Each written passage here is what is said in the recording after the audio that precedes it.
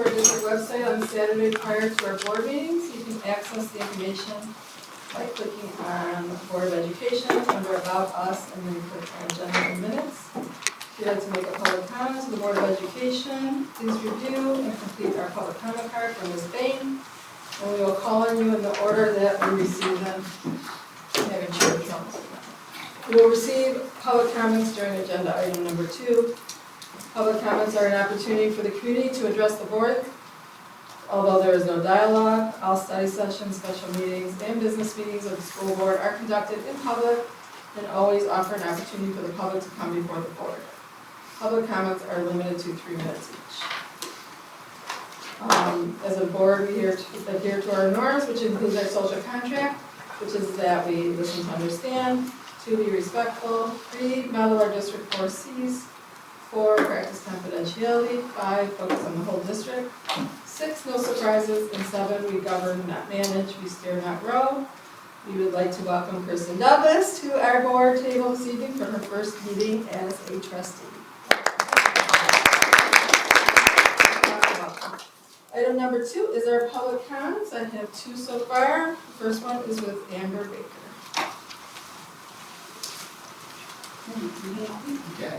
Actually, just real quick, so there was a Power School breach nationally, and I was wondering if you guys could send out something to parents, because we don't know if we're affected or not, at least I don't know, and I wouldn't mind knowing if our kids are affected, so that's all I have. Thank you. Thank you. And Marilyn Sluto.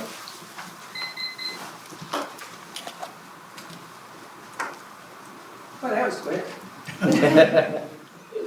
You just got comfortable, didn't you? Telling you. Good evening, all. I'm here representing, I'm going to read a letter that comes from a group of us in Kiwa Harbor. We call ourselves the Heart of the Lakes community, but we're just a rather disorganized people who have an interest in Roosevelt. When on June 2nd, 2022, a small plaster ceiling collapsed in room 204 on Roosevelt's second floor. Dr. Bazzi was concerned about the safety of the students and decided to close the school. That was the right thing to do, but it should not have resulted in a decision to demolish the building. The insurance company's loss investigation concluded that some old shank nails which attached the ceiling plaster to the building had lost their grip over time and had caused it to sag, crack, and collapse. Old plaster ceilings are very, very well understood, and it would have been prevented if the environmental contractor Arch had checked the condition of plaster ceilings above the Roosevelt suspended ceilings, as they have supposed to do every 6 months as required. Fortunately, this was a relatively small event. One member of our group has 35 years of structural engineering expertise as an executive of FM Global, the world's most renowned property conservation and property insurance company. This small loss drew his attention. Early in 2024, he received a copy of the collapse investigation report. After the review, he agreed with the insurance company's conclusions. He strongly felt that West Bloomfield should immediately comply with their recommendations, regardless of whether or not the building will serve as a school in the future. The responsibility of repairing the small property damage was unrelated to the future use of this valuable asset. The building was insured for a functional replacement value of $15 million, but its intrinsic value exceeds this amount because of the intricate brick and stonework of the facade. Cleaning up the debris, repairing the collapsed ceiling, and reinforcing similar ceilings with modern screw nails was plain standard practice and easy to do. Furthermore, standard contractual obligations under any property insurance contract clearly state, and this is a quote, the insurance will act with due diligence and dispatch in repairing or replacing physically damaged buildings and equipment to the same or equivalent physical and operating conditions that existed prior to the damage, and take whatever actions are necessary and reasonable to minimize the loss payable thereunder. We're now 2 years later. Nothing has changed. It's not too late to save Roosevelt and use the unclaimed insurance money to make the repair. We're asking West Bloomfield Schools to please make these cost-effective repairs, sell this valuable asset, and eliminate West Bloomfield's current budget deficit. The taxpayers ask for not having to cough up $1.4 million to pay for a totally unnecessary, expensive, and unsafe, health-threatening demolition. Demolition makes no sense. Thank you. I guess that's it, huh? Thank you. I have another 2 sentences. All right, do it quick. Okay, thank you. At President Carter's funeral, President Biden said, "We have an obligation to stand up to an abuse of power." 5 school board members against the wishes of thousands of people is certainly an abuse of power. Please do the right thing and save Roosevelt School. And thank you for the extra time. Thank you. Don't call on me for setting precedent. I just let you do the 2 sentences. I'm sorry? Don't tell me at the next meeting that I set precedent by letting you go over the meeting. Okay, it's a deal. Any other public comments? It's a deal. Okay, thank you. Okay, number 3 on our agenda is our curriculum council course proposals review. Mr. Scott Long, Assistant Superintendent for Learning Services, will address the board. Thank you. Welcome. Happy New Year. Happy New Year. Good to see everybody today. Welcome, Kirsten. Glad to have you. Looking forward to a great new year, and what better way to kick it off than a lot of great course proposals from the middle school and the high school. Today I'll be joined by a variety of guests.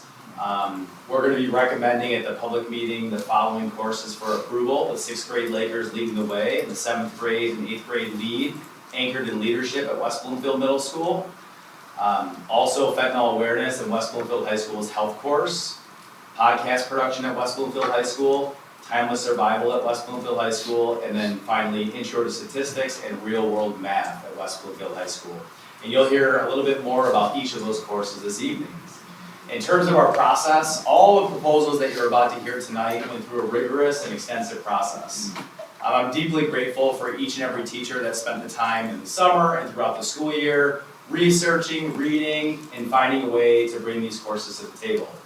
So in addition to extensive research and course writing, they had to get approval from the department or PLC leader at their building, as well as approval from the building principal. Then they had to get feedback and review from the curriculum council co-chairs. There's 4 of us. And then finally they presented to the curriculum council and had to get approval there as well. So it's been a long road up to this point, and we're excited to bring to you these course presentations. I'd like to bring to the table Kelsey Chewins and Andrea Henry. They're going to present on the middle school leadership course proposal. Kelsey and Andrea, welcome. Hi, welcome. Hello, everyone. Hello. So I am Andrea Henry. I teach ELA at the middle school, and this is my partner. I'm Kelsey Chewins. I teach Anchor and Science at the middle school. So we are here to present to you our proposed course for middle school anchor class at the middle school leadership. So when we sat down and thought about this proposal, we wanted to think about what is the purpose of leadership? Why do we want leadership class at the middle school? And a quote came to mind by John Quincy Adams.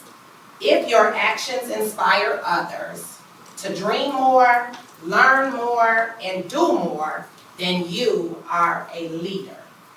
So right now, our course description goes over 2 classes, a 6th grade class, a 7th and 8th grade class. That 6th grade class is called Lakers Leading the Way, and it will be an individualized class for just 6th graders in that class.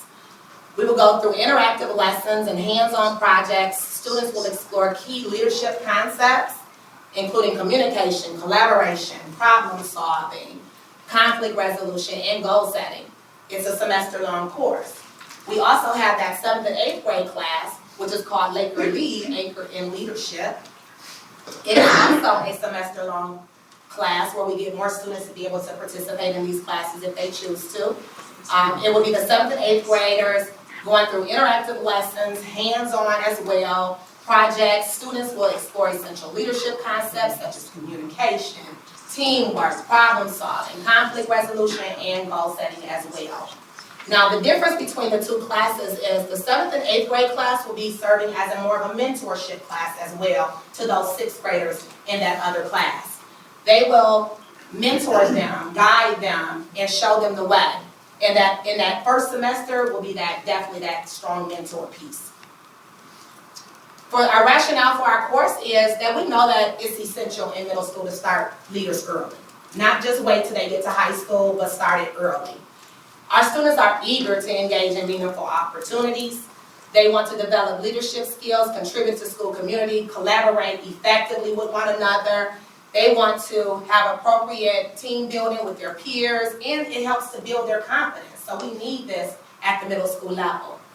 It will have structured guidance from us, hopefully, to teach this course. We will teach them communication, teamwork, problem solving, project management, and equipping students with the tools to be effective leaders in and outside of school. So Andrew and I are very, very passionate about this. We also reached out to the community to kind of get some feedback on that. And in our previous proposal, we had the data. We reached out to 6th and 7th grade parents, students, and teachers, and over 80% felt that this class would be essential to have in our middle school and would make our school community better. Another little side note, Anchored in Leadership, Andrea and I right now, we run our middle school student council, and we really want to show off that WBSD anchor, and that's why we run our shirts, and that's why it's going to be called Anchored in Leadership. So, quickly again, 6th grade is going to be independent on their own. It's going to be a beginning intro level course. The 7th and 8th graders will be combined together to bring kind of a sense of unity in between them. It will be an accelerated, more advanced leadership course. You don't have to take the 6th grade to take the 7th or 8th grade, and vice versa. Each course is a semester long. The enrollment process is students may self-select this course, like, I really want to learn about leadership, what do I want to know, and I can take this course. Or teachers can recommend them for this course as well. Each course will have its own resource. 6th grade will be Discovering the Leader in Me by Franklin Covey. And 7th and 8th grade will have The 7 Habits of Highly Effective Teens, the book and the workbook by Sean Covey. We plan to have differentiated lessons and experiences where students have voice and choice within committees and learning targets that are connected to direct state standards. We have student outcomes and essential questions. You are all professionals, I don't have to read this list to you, but we really wanted to tie it into our 4 C's and make sure that our students had the skills not only to take into high school, but to take into the community as positive community members here in West Bloomfield. This is where I want to spend the most time on. These are our pacing guides. So our 6th grade pacing guide, which I have here, is, like I said, it's an intro class. So it's going to be based on building a foundation, what leadership is, what qualities make a great leader, bosses versus leaders, leadership qualities, who inspires you, and organization. If you've ever had a 6th grade student, you know that's huge. So we really want to make sure that we're starting with those basic foundational skills, as well as having semester-long committees that they will participate in with those 7th and 8th graders. They will be under the guidance of 7th and 8th graders and will be assigned a team rather than choosing a team. But if you look at those pacing guides, there is a monthly checklist of what they need to do. And then December is left off that pacing guide because, or I'm sorry, December is on there. January is left off that pacing guide because that is our end of the first semester, and that will be the culminating reflection process because we know reflecting on the work that they've done is very important. And then in our 7th and 8th grade, you're good, more advanced class, we're focused on more advanced leadership skills like leadership styles, communication, so how to make a professional phone call. We notice our students often email and don't even know how to send a correct email to somebody in power, or even call a business and say, hi, I'm a student. So we want to make sure they know those things as just a good person. Group processes, so networking and building relationships, not only within our building, but other buildings as well. Decision making, like interview and resume writing, because we know that they'll have to write some type of an application for courses in high school. Organization and managerial skills, citizenship, so inclusivity and diversity within our building and in leadership. And then again, they'll have those semester-long committees that they will be in charge of with 6th graders underneath them. Communications group, one of my favorite ones that we have here is Laker Love, or Random Acts of Kindness. So we'll have a group of students that will be promoting, inclusivity and diversity among the school and celebrating that. And another one is we really want to do an elementary school connections or leadership boot camp style, so to connect with those younger kids that will eventually go up to our middle school as well. So, we want to thank you so much for our time. We know you may have questions. We're here to answer any of those that you may have.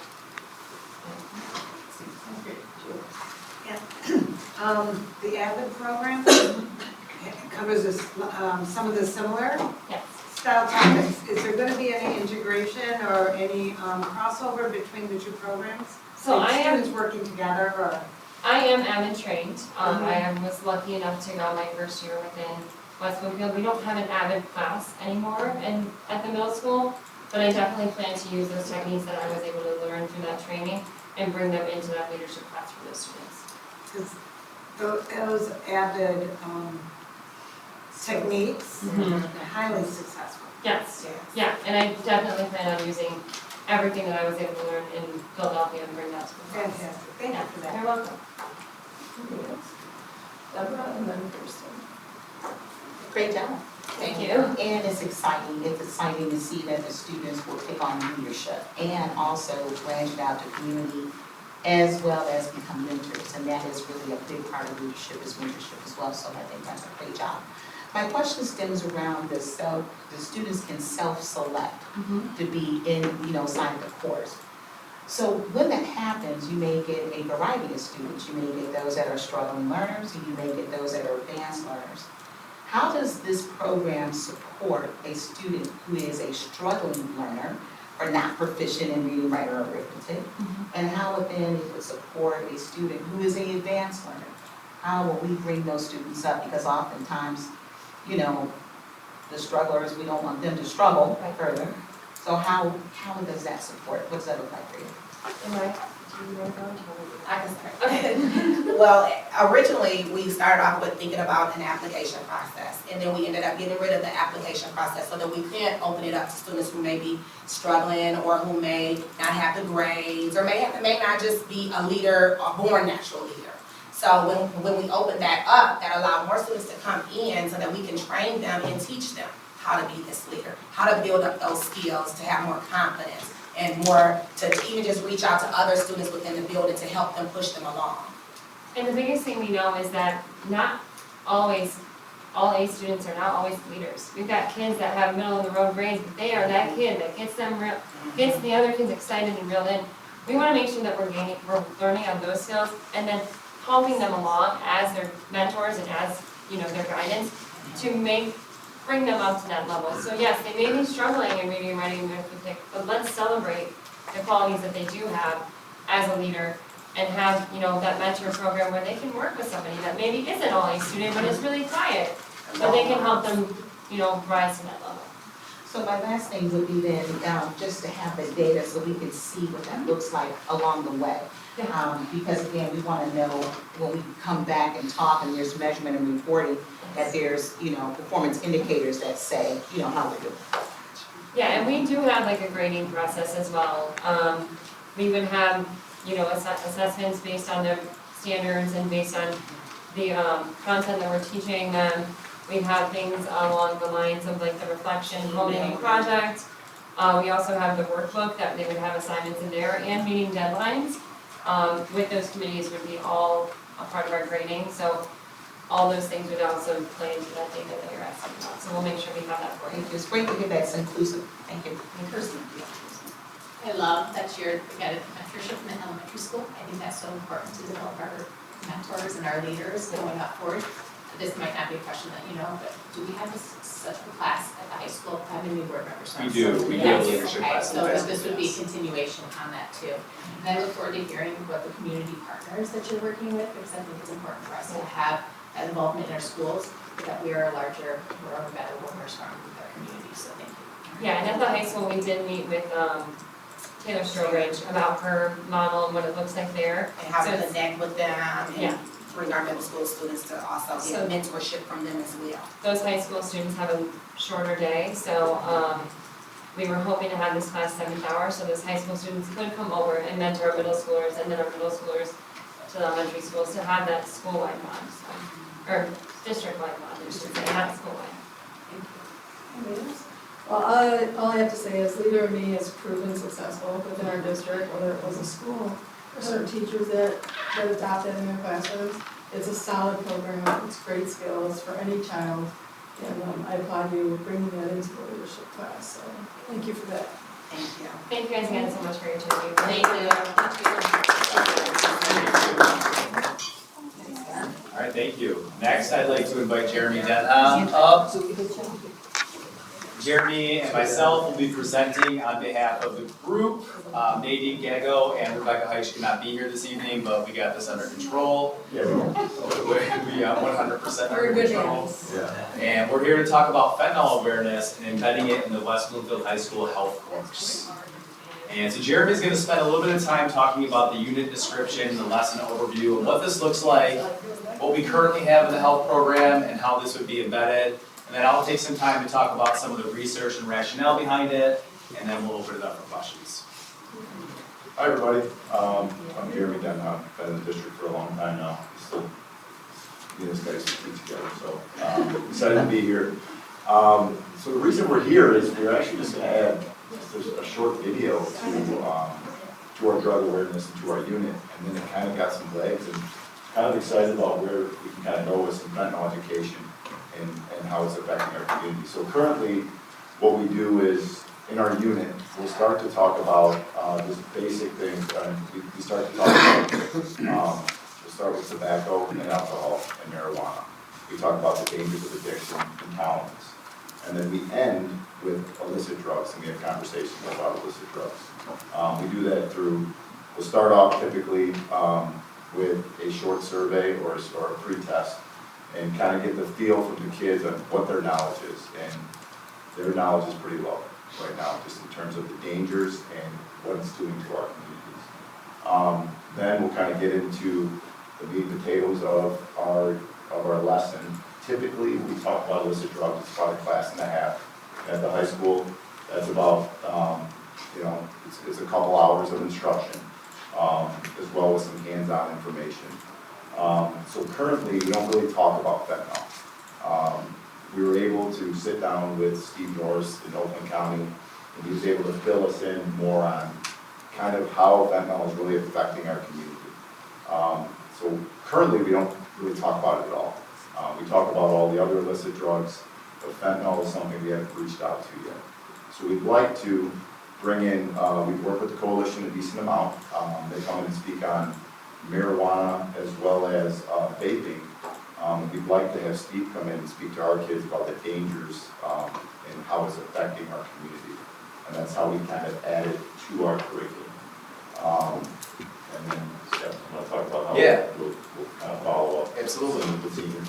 Yeah, and so, Jeremy, I really appreciate the idea that it grew legs. So we had a committee at the table before we brought it to the council that included Lisa Berkey from the coalition, as well as some counselors and health teachers and administrators. And one of the things we wanted to caution against, there's a lot of school districts out there that just do a one and done assembly. Oakland Schools guidance is against that, and so it was really important for us to make it a meaningful part of the curriculum and make it part of the experience that they get in the health class. So when Jeremy talks about those legs, that's why. Our goal long-term would be to have a capstone at the end with our seniors that circles back to this information as well. Reasons why we're bringing this to you and why we think it's important is that 63% of our high school students, their perception of taking prescription drugs is a lot lower than the county rate, and it's actually decreased dramatically since 2018. It was at about 80% in 18, and now it's down to 63% in the 23-24 school year. Whereas when you look at Oakland County, it's 70% perceived risk. And when we talk about perceived risk is whether or not a child or a teenager really believes it's a threat to their health. And what we know about fentanyl is the tiniest dose, like the tip of this pen, laced in a drug that looks like a prescription drug can kill you.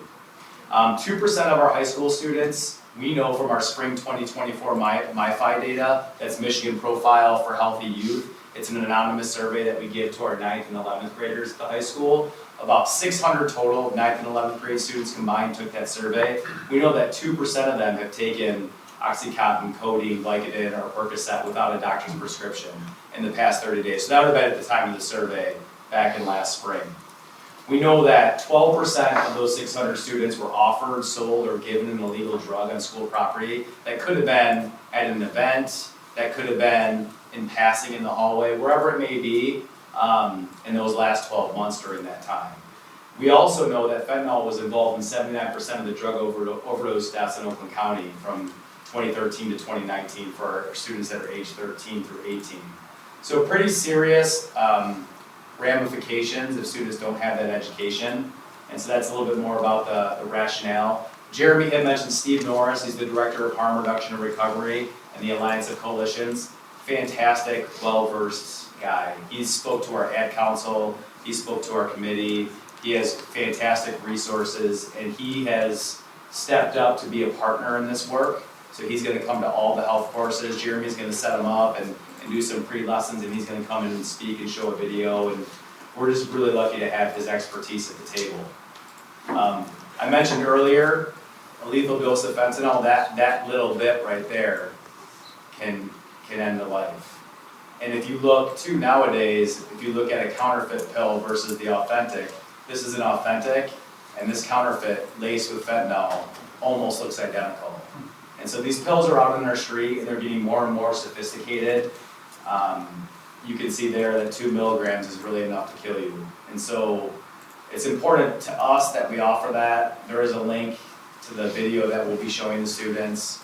It's not intended to, it's ultimately intended to show students that you don't have to be an addict, you don't have to be obsessed with drugs to fall into this. And it's very rational and clear and helps kids understand the risks. Jeremy, is there anything you wanted to add at all? Yeah, I think the big part, and we have a lot of, like, for instance, today, we're teaching reproductive health today, and I had to talk about STDs and HIV today. We have our biggest aha moments in class when the kids see the numbers in Oakland County.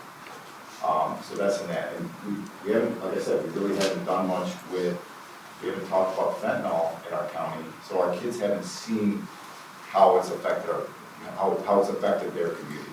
And I think that when they see those situations, that's when their eyes open up, and I guess the big thing would be, at minimum, we're saving lives, here with this education. Especially when we can tie it back to the community that they live in. That's the presentation, we can open it up. Well, will it address, like, getting prescriptions online and the Yeah. risk factor of that? Yeah, Steve, That's where I that's hear part of about it. Steve's Okay. presentation, it's a big part of his presentation. Okay. I don't think, that's, I've heard a lot of things go bad, so. All right. Two things. About 2 years ago, my best friend lost his daughter to an overdose. I don't know for sure, but it's pretty likely that it was fentanyl. She was in her early 30s, she was left an 8-year-old son behind. I obviously think this is an incredibly important thing for us to do. One of the statistics that you had mentioned that 79% of the deaths in Oakland County were related to fentanyl for ages 13 to 18. 13-year-olds and 14-year-olds are obviously in middle school. Do we have any plans to educate the middle school students at least at some level of the risks? Maybe that's for a future discussion. I think we look at steps, right? This is our first next step that we want to take, and then we can explore options in the future. Thank you. Yeah.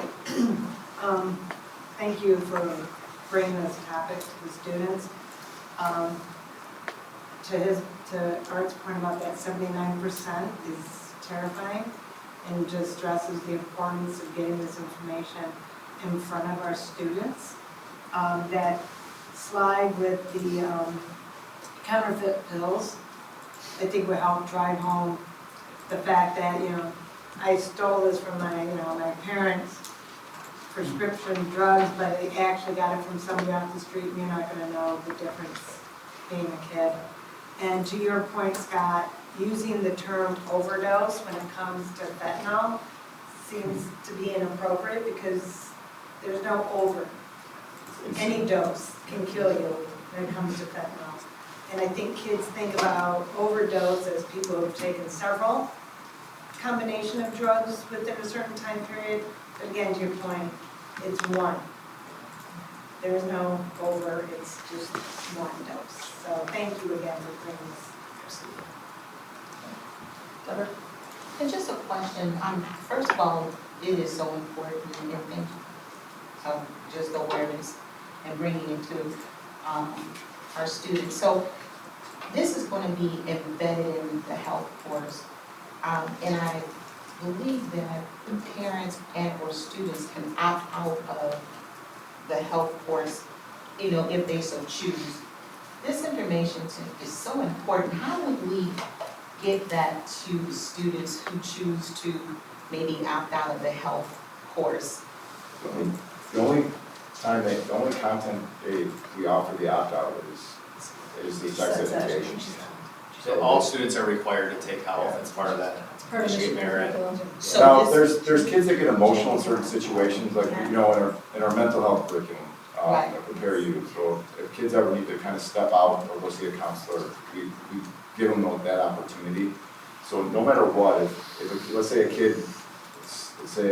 we have a student and somebody in their family dies of an overdose. So what would happen is, I will let that be known at the beginning of the course content, it's a sensitive. Okay. We all have people that, use drugs in our families, or we talk about that, and we always give them the out. So what they would do in terms of getting the info might not be in lecture, maybe they get in the eye center and they have a packet, but they get the info. Okay, and that's one of the things, like I was saying, you never know who has been affected, and it might be sensitive, but giving them the opportunity to review this type of information would be helpful as well, so, yeah. First of all, I think this is really important, and I commend you for bringing this up. And I'm just going to encourage you to bring it again and again and again, because so many people don't want to talk about it. They're uninformed. And the slide about the counterfeit pills is just really good. And you've just got to really push it, because people don't like talking about it. And you don't like, everyone knows someone who's had that problem. You kind of just lay low, by telling them, but you gotta bring it to the surface. I'm really encouraging you, thank you for bringing this, and I encourage you to just keep putting it out there. You save lives. I think that's one question. Well, it would be, and I don't know how I feel about this, so I'm just gonna ask you, would you also go that step further of where Narcan and those things are available in the community, or no? Like it's in our So schools. Steve, in Steve's presentation, he talks about where you can find those sites and Okay. everything, and he explains that. He doesn't train the students on how to administer it, but he says this is where you can go, and this is where that information is provided. Just a quick thing, I just want to thank Lisa Berkey, who's here from the coalition, and the staff, as well as Scott, because they really worked hard to make sure this wasn't a one and done, which, again, there's impactful. I've seen him speak multiple times, and it is impactful. But when it's your teacher and it's integrated into the curriculum, there's just a level of trust with students, with the teachers, and going on that journey of understanding. So I thank them for working all together as partners to come up with this curriculum and just go deeper than most districts I've seen go. So thank you. Thank you. That is a great crowd. I think the topics you guys talk about in that class and the community that you build within those classes, I witnessed, and it's really impressive. And I'm really thankful that our kids get that. So thank you for that. Anybody else? All right, thank you Thanks, very much. Jeremy. We appreciate it. Thank you, Ms. Berkey. Okay, next up, one of my favorite topics is this podcast. I love listening to them. One day maybe I'll do one, but I'm gonna bring it to the table. All your spare time? In all my spare time, Jennifer Williamson. You feel free to sit or stand, whatever you prefer, for the podcast production course proposal. Hi, I'm Jen Williamson. I teach at the high school, the media classes. So I'd like to start a podcast production class. It's basically going to be a continuation of one of the concepts that the students learned in the introductory course of digital media arts. We have a section on podcasting, and this will just take it to the next level. They'll look at it as an industry that they can actually go into. As a job, we'll start with making a logo, a professional email, and then creating our podcast, how to interview people, how to use the audio rooms to a higher degree, how to do things from home if they want to, how can they do it on the cheap, all those different types of things. And we'll send that out to the public, out to the real world, and we'll look at our followers and we'll market it and see what happens with it and work on growing our podcast. So it's a growing industry. How many of you guys listen to podcasts? Right. So everybody does at some level listen to them or watch them now. through YouTube or whatever streaming service that you're using. So there's a real opening here for our students to get involved and to have their voices heard in a different means. There's obviously going to be lots of communication, lots of leadership skills that they're building, trying to take charge of their programming. I guess changing this. Sorry, I'm starting to lose my voice. It's that time of the night, so they're going to understand, they already know how to do a podcast because they learned about it in digital media arts, but now they're really working on it as a career path to move forward to. So they're going to design a logo. We use Adobe Logo Maker for that. It's super easy. They're going to create their professional email. I'm going to have access to all these emails by giving them a password that they have to use. I have learned that with my digital media arts class. That's just kind of the best way. But then they can take it with them and change their passwords later on, but making sure I have control. And when they forget their password, I can give it back to them. Because that's what That never happens, right? all the time. All the time. And so they're going to do that. They'll really have a nice little professional thing that they can take with them when they leave the class. It's only a semester class, so they don't have a ton of time in there. But the goal is to get 4 or 5 podcasts out there and start to see their audience grow the more they market it. And for them to have a little niche area where they can kind of develop some of the things that they have interests in. So those are our resources. We already have all these resources right now because we use them in digital media arts. It's all CTE funded. So there's no issues there, and then we basically have everything we need. It's just taking our curriculum and modifying it a little bit for the class. Can you just explain your little booths that you have? Because I don't think many of our board members have seen. We have 3 audio booths in the classroom that have some soundproofing on them, and then we have mixers in there with microphones and headphones, computers, and then a keyboard if we have any musically inclined students. And then we have 3 of those that will work. And I'm purchasing some additional smaller kits that I'm hopeful will work with their Chromebooks, because there is some free web-based software for those students who want to do a little bit more. They can check out again and take it home. But we do have 3 sound-resistant rooms. I can't call them soundproof, but I call them sound-resistant. So if they're talking in normal tones, we don't hear them, but when they get really excited, you can still kind of hear it. So it's right in the classroom. It's really nice. Yes, being on the board, it's not my job to tell you how to teach a class, so I'm just going to give you a suggestion. Sure. Because I come from the business, I work in communications up at Michigan State. Part of the podcast world, as you know, if they want to have this as a career, is the business end of it. Collaboration, sponsorship, advertisers. We'll be talking a little bit in the class about that aspect of podcast and how to maybe work with the marketing team at the high school to talk about how to bring in advertisers and collaborations. I didn't talk with Julie Zala or anything specifically, but we do have a growing your business or growing your audience type of section built into the class. So they can look at that, and then part of the podcast is going to be incorporating a faux announcement or a commercial or something like that, and to show how other podcasts use that to actually. How they get paid. That's how they get paid. That's how they get Right, paid. that's the business end of it. That's how they get paid. But talking to Julie is a good thing too, because she helped.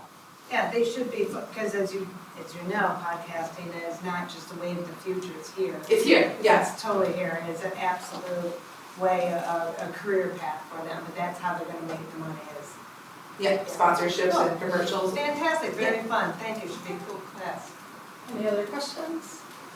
All right, thank you so much. Thanks, Jen. Thanks, Jen. All right, next up is Kevin Reed from West Bloomfield High School, a history teacher at the high school, and he's going to talk about timeless survival, another course proposal. Yeah, fun, right? Definitely. If you're outdoorsy, if you're indoors, you probably have fun. Yeah, so it's a semester-long class. Basically, I wanted to figure out a way as a history teacher how I could put 2 things I like together, right? So I like the idea of trying to figure out how I could relate history to outdoor survival skills and just make both of them actually match up and work together. So what we do is in the 16 weeks of a coursework, we basically focus on a different survival scenario from history that people have had to endure through time. And then each one of those weeks basically matches up with a specific survival task that we're going to focus on and try and actually actively do, right? So whether it be lashings, knot times, and proper usage, proper shelter building, fire building, and all these things, we're going to coordinate all of those things with specific lessons that we're learning from class and then actively do them as a group. we'll spend a lot of time outside, right? Because frankly, not enough kids like touch grass in 2024, right? I think that's a big part of it. And I really think that like you're gonna gain a lot of learners that aren't like traditional learners in a normal classroom. I think you're gonna allow a lot of them to wanna go and like experience something, and it might actually like excite them to come to school a little bit more. Cause I can just tell you like firsthand experience, I know I'm a teacher. I also know that like, I wasn't the world's greatest student when I was in school. And I wanted to have like more of those options, right? And like more things that I could do outside or experience new things. And I think that like this gives them an ability to do that, right? Maybe some of the kids that necessarily aren't the greatest like math or science student that like get bored in those types of classes, maybe an outdoor survival type skills classes for them, right? And then maybe they can use that as their way to get back into a school, right? So maybe catching some of those students.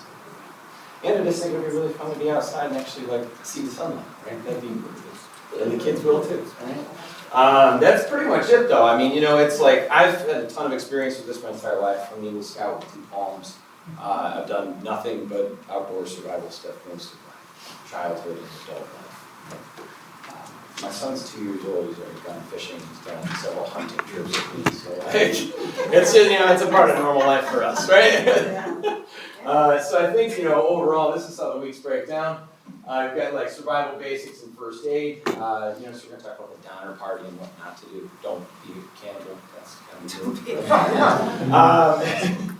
then you have like shelter and fire, you know, we talk about things like the Chicago Fire of 1877. And then you know, you have water and food, we're talking Native American methods and foraging properly, and you just continue on as we go, right? So navigation, weather and first aid, safety nets and planning, teamwork, and then even urban survival. That would be kind of a cool aspect to add in there. And then additionally, mental resilience and final test, which, you know, could happen where they actually have to try and survive a night, like using their own skills. So yeah, that's kind of where I'm at. That's it. So any questions? Can I take it? Right? Yeah, please do. I'd love to. I have you been all over that class. So not a question really, but just thank you for doing this. It's creative, it's unique, it's different. I think the kids are gonna eat it up. I think the adults are gonna wanna join in. Oh, yeah. Thank you, really appreciate it. I'm excited for the kids to have this opportunity. Thank you. Great job. I think, and I love the way that you were talking about integrating children. Like you said, they may find themselves outside when they get back in to do some, again, some academics, so that's great. Yeah. My one thing is on your pacing overview, you mentioned some topics that can be sensitive to some people. Yeah. In regards to the Native Americans, in regards to the Underground Railroad. Yeah. I would ask that we are sensitive to all those taking the course and understand the course content, so no one feels like an outsider, whether outside. No, yeah. So, you know, being sensitive to tell the accurate story and making sure that when that happens, that there is a level of comfort that may be needed for some students if that's necessary. So just taking a look at that curriculum and making sure that we are looking at everyone. Definitely, and just so you guys all know, I'm also advanced placement US history teacher as well. So I do know quite a bit about all of the events and everything, just so even if it is a sensitive topic, we like to address, you know, all accounts and how everything works inside history. You know, there's always multiple like perspectives on history and how it actually functions. Good. There's a lot of connection to the fires, obviously. Yeah. That people are seeing right now. Unfortunately. Yeah, it's a lot of connection. Just really quickly, I love for history myself personally. I like to touch experience. So I think this is a great way for you to take this to the classroom and make it applicable. So thank you for that. Is this a spring class? It's either semester. I was just wondering. Yeah, survival happens all year round. I love that you're utilizing the asset of Apple Island. Yeah. And so I was just curious of the sort of just. Yeah, I mean, if we go to I've done several survival skills in the winter. Hot water bottles. Yeah. All right, great. Thank you. All right. Awesome, Thank you so much. Thank you guys, appreciate it. And now I'm sure this. And what better way to end our presentation than with mathematics? I'd like to introduce Ron Thompson. who's going to present to you 2 courses, Intro to Statistics and Real World Math. Well, first of all, I'm Ron Thompson, thank you for having me today. And, yeah, ending on math, that's great. Well, here's what's great about math, all right, about the class that I'm going to present today. Let me tell you a little bit about myself. So I come from, this is my 5th year here at West Bloomfield High School. I came from Lakeland High School, where I created the Intro to Stats class over there and taught it for 3 years as well. And when Mrs. Lansall called me and said, we need an AP Stats teacher over here, I came over here. And now hopefully I'm going to bring over a Stats class as well. So when we talk about math, the biggest question I get from all my students is, all right, so when am I ever going to use this, Mr. Thompson? And with statistics, it's every single day. So this is a good opportunity for us to do a lot of different things in the classroom. So let me tell you a bit about course description. It provides a comprehensive overview of statistical concepts and techniques essential for understanding and analyzing data. We're going to explore fundamentals of descriptive statistics, central tendencies, variability, all that fun stuff. But the big thing is the real world data enabling students to develop critical thinking skills and a solid foundation for further study of statistics and related fields. Statistics is one of the biggest fields that is growing between data science and in world in general. And so they're through hands-on projects, collaborative discussions, learners will gain experience in data collection, analysis, interpretation, preparing them for informed decision-making in various professional contexts. So how does that look? Let's talk about rationale for the course. So currently we're really restricted with what we have as far as senior level class. And we have pre-calculus, not everybody wants to go on to the next level as far as the college. We have AP statistics, which my theory is, and I teach AP statistics right now at the high school, my theory is bring the students on. Well, the last couple of years it's been a little difficult. I've grown the statistics course, so now I have 2 classes right now of 37 and 36 students. And I have a wide range of students in there. So I have my top of the top math students in there, and they are expecting a certain rigor in the class. And then I have kind of my students that aren't as high level, but I do want them to understand and learn statistics. And they get left behind a little bit, but I do take pride in differentiating my instruction. But I do want everybody to take the AP Stats class at the end, or test at the end. What this class will do is kind of allow our not so strong students something other than our formal topics right now, and I don't want to badmouth another class right now, but when they get to the formal topics, it's more factoring. It's more stuff that they didn't have success or did not like their freshman and sophomore and junior years. And then we're going to throw them in a class where they have to do that again. The stats class, this is how the stats class works. Every day they come in and we're going to collect some data. All right, it might be, how many pairs of shoes you own. All right, and then we're going to learn whatever topic that day, whether it's mean or median or standard deviation, whatever that might be. So we're going to collect some type of data every single day. There's no lecture. I don't sit up there and have a PowerPoint presentation. They collect data and we do some type of activity throughout the course of the class period. At the end, they might have some homework that they might have to do or practice. But by the time they leave that class every single day, they're going to hopefully have no homework when they leave there. So that's a big thing for our senior level students. But they get through the whole curriculum and everything that they need to. A couple things that are really exciting about the Intro to Stats class is the project-based learning. All right, so I don't think we do enough of that, especially in the math department. It's obviously a personal preference, but I think we need to start heading that direction. So we're going to do 2 major projects as of right now. The first project will be a response bias project, where they're going to go out there and they're going to do some type of survey, and they're going to learn that how you present that question, whether it's additional wording, or whether how you dress or how you're not dressed might affect results for the survey. So we just went through a nice election, and things are presented a lot of different ways. And I think it's important for our students to understand that, don't just believe everything that's out there on social media, right? How it's presented, where did it come from? Who was the person providing the data? How was it provided? So those are all different questions that we have. So that's one of the projects. And the second project that we do is going to be a probability fair. And one thing with the probability fair is, how I envision it is we're going to take a day, And we're gonna take, so the students are gonna come up with some type of carnival game, right, of choice. And we're gonna take it to the middle school or elementary school, however that works out. And we're gonna put this fair on for those students to come in there and play it. And they're gonna see what kind of games they came up with and what their return on investment, what they put into the game, did they cover the expenses, did they do all that stuff. So that's just a cool project that I did do over at Lakeland, and the kids love it. They absolutely love it. They put that thing together, and then they go out there and get to play these games with the younger kids. And the best part about it is community, right? I mean, I think we need to do more of that in this school, in this district. I mean, I come from, I grew up in Wall Lake, came from a place with 3 high schools, all these middle schools, and I never knew anybody from the other schools. But we have a cool setup here where 1 high school, 1 middle school, and we got all the elementary schools, but we have an opportunity to bring all these students together and get excited about going to high school. This project is something that we can do once they get to high school. So that's how I envision the STAT schools. Obviously, we have the pacing overview. There's some small chunks, so it keeps them interested. And then we have the 2 projects that are part of that as well.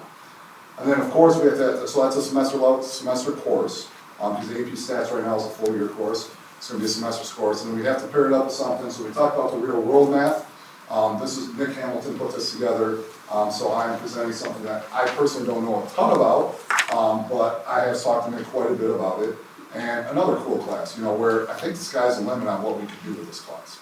I know there's a resource that we picked out and we kind of liked with a pacing guide. And it's the same thing, rationale for the course. Get to the senior year, let's get some real-world type classes, and let me hit a little bit more on that. It's not just the students that don't like math that are going to take this. I actually envision this, and how I did over at Lakeland, I had students that as juniors took the Intro to Stats course as an elective, and then took my AP Stats as a senior. All right, and one thing I know Dr. Bosby knows about statistics, it's not just your pure math students aren't the ones that always succeed in it. It might be someone with a great English background, that knows how to interpret things and put things into writing.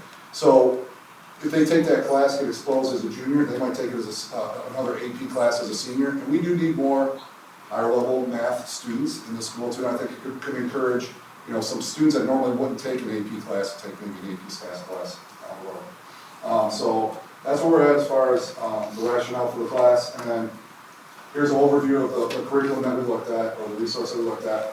You got the health and fitness, the health review, sports and fitness, environmental science, air quality, sustainable forestry, civil readiness, U.S. Census, gerrymandering. So these, you guys can all read that. But like I said, I think there's more than just like the resource that we can do with this. I think the sky's the limit as far as what we can do for that second class and that real world math class. So I guess at that point, let's open up for questions. You guys might have. I really like this class of statistics. And the reason why is I don't want kids just, as they get older, say, well, let the computer take care of that, and just take it for face value. Because when you mentioned critical thinking, that was so important to me. Because I want people to be able to evaluate claims and see if they make sense in the real world, instead of just taking everything for face value. So this is an important class for people even much further along. For sure. Yeah, to follow up on Nick's statement, I teach digital analytics up at Stage, one of the classes, but it's within the communications advertising. So all the students who don't want to deal with math pretty much, I end up with. But I can't stress to them how important, at least intro to stats, and I read all of the topics you're going to be covering, they need that. Even if you're going into creative, you would think the most far away from stats, they do A/B testing. You need to at least understand linear regression and how that affects the algorithm. If you don't necessarily have to write the algorithms, I tell my students, but you have to be in a room with the people who do understand what it is they're talking about and be able to have a conversation. So, and the third thing is I hated math until I took a stats class. Because the application to stats in our everyday life, you can relate to. I think, at least for me, I could. So I think this is a great class to capture kids who might not be in love with math and discover that there's parts of math that they can relate to their everyday life. But they really do need it when they go off to do a trade or go on to college and get into a career job. Because as I was saying, even the creatives within advertising have to understand what A/B testing is. Sure. So thank you, this can, across the board, can help students no matter what they want to go into. Yeah, it's awesome. Thank you for bringing it up. We needed it, so. Thanks, Ron. Great job. Appreciate it. Nice to meet you. Awesome. Okay. So now we're going on to agenda item number 4, is our West Springfield High School overseas trip proposal review. Mr. Scott, are you addressing? Yeah, I also have a teachers couple are of here. guests with me. I have Tara Ayler and Margaret Squires. Hi. I'm really excited to have them. I think this is a great segue from all the different courses that we offer. Talk about access and opportunity and just opening windows and doors for our students, which is directly aligned with our strategic plan. And our global travel is no different. And today, Tara and Margaret are going to talk about a trip to Rome, Pompeii, and Athens. We'll be bringing a recommendation to the public meeting for the approval of this trip in the spring of 2026 for any interested West Bloomfield High School student. Tara and Margaret are going to tell you about the trip, their work with EF, Educational First Tours, as well as opportunities for students to fundraise so that they can go on this trip. So my name is Tara Ayler. I'm one of the English teachers at the high school. Margaret Squires, I'm an art teacher at high school. So our rationale for this trip is that traveling really does increase something called the G2PA, which is about growth mindset, global perspective, personal development, and action and impact. So especially traveling internationally, students get exposure to different cultures, so they get to embrace new experiences, they build cross-cultural understanding, grow on a personal level, and gain the necessary skills to make an impact in an ever-evolving world. And of course, there's a connection to our curriculum, and these are just some of the examples that it connects with civics, roles of citizens in democracy in the U.S. and abroad, analyzing the impact of physical geography on historical events, school libraries, learners' understanding of cultural relevancy and empathy, and visual arts, understanding, analyzing, and describing arts in a historical context, social and cultural context.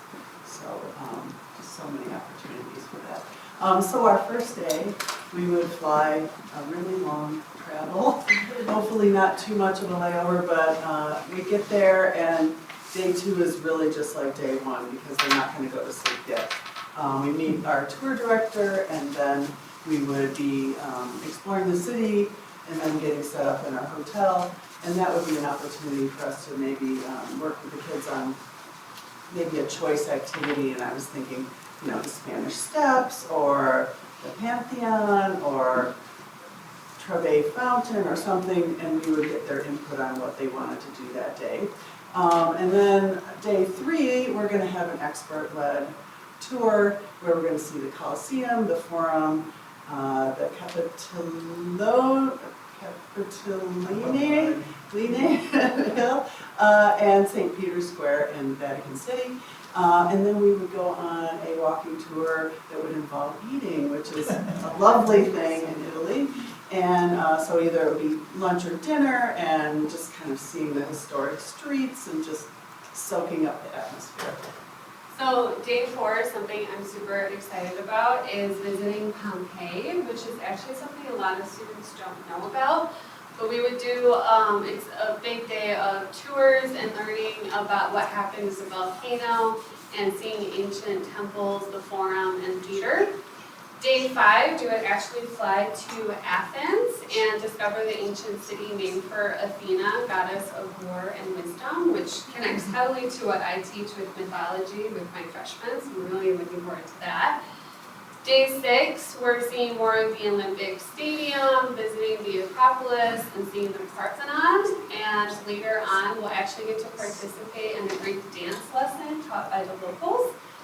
Day 7, we get to kind of wind down a little bit and discover on our own. We're thinking about getting suggestions from the kids and going as a group. We're not just going to leave them wander off by ourselves, promise. And then day 8, we will depart back to Detroit.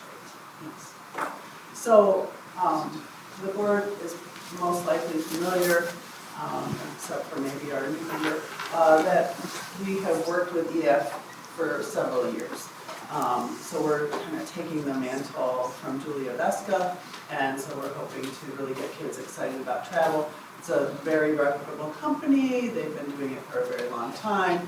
They will manage all of our touring, our facilities, the meals, and then obviously medical needs and any special needs kids might have, or dietary restrictions and that kind of thing.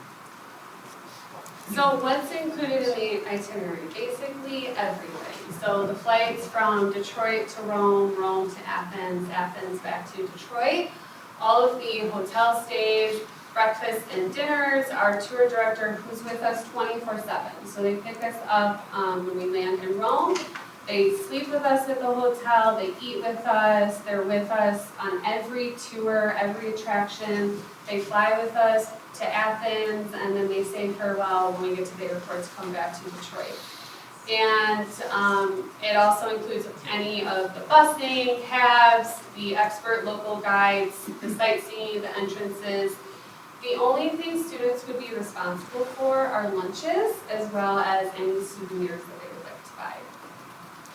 Now, EF is big on booking with confidence, so they have a peace of mind program. So if anything big were to happen, like a natural disaster, the company would change our trip due to that for free of cost. Every traveler gets the Global Travel Protection, which covers medical, baggage, trip cancellation, and more. And then families are allowed to upgrade if they would like to. The total cost of the trip is $4,572. When we have the first parent meeting, there will be a $200 off early enrollment discount. Parents and families will also be allowed to do bi-weekly and monthly payment plans, and if that doesn't fit with them, they can call the company and craft their own payment plan as well.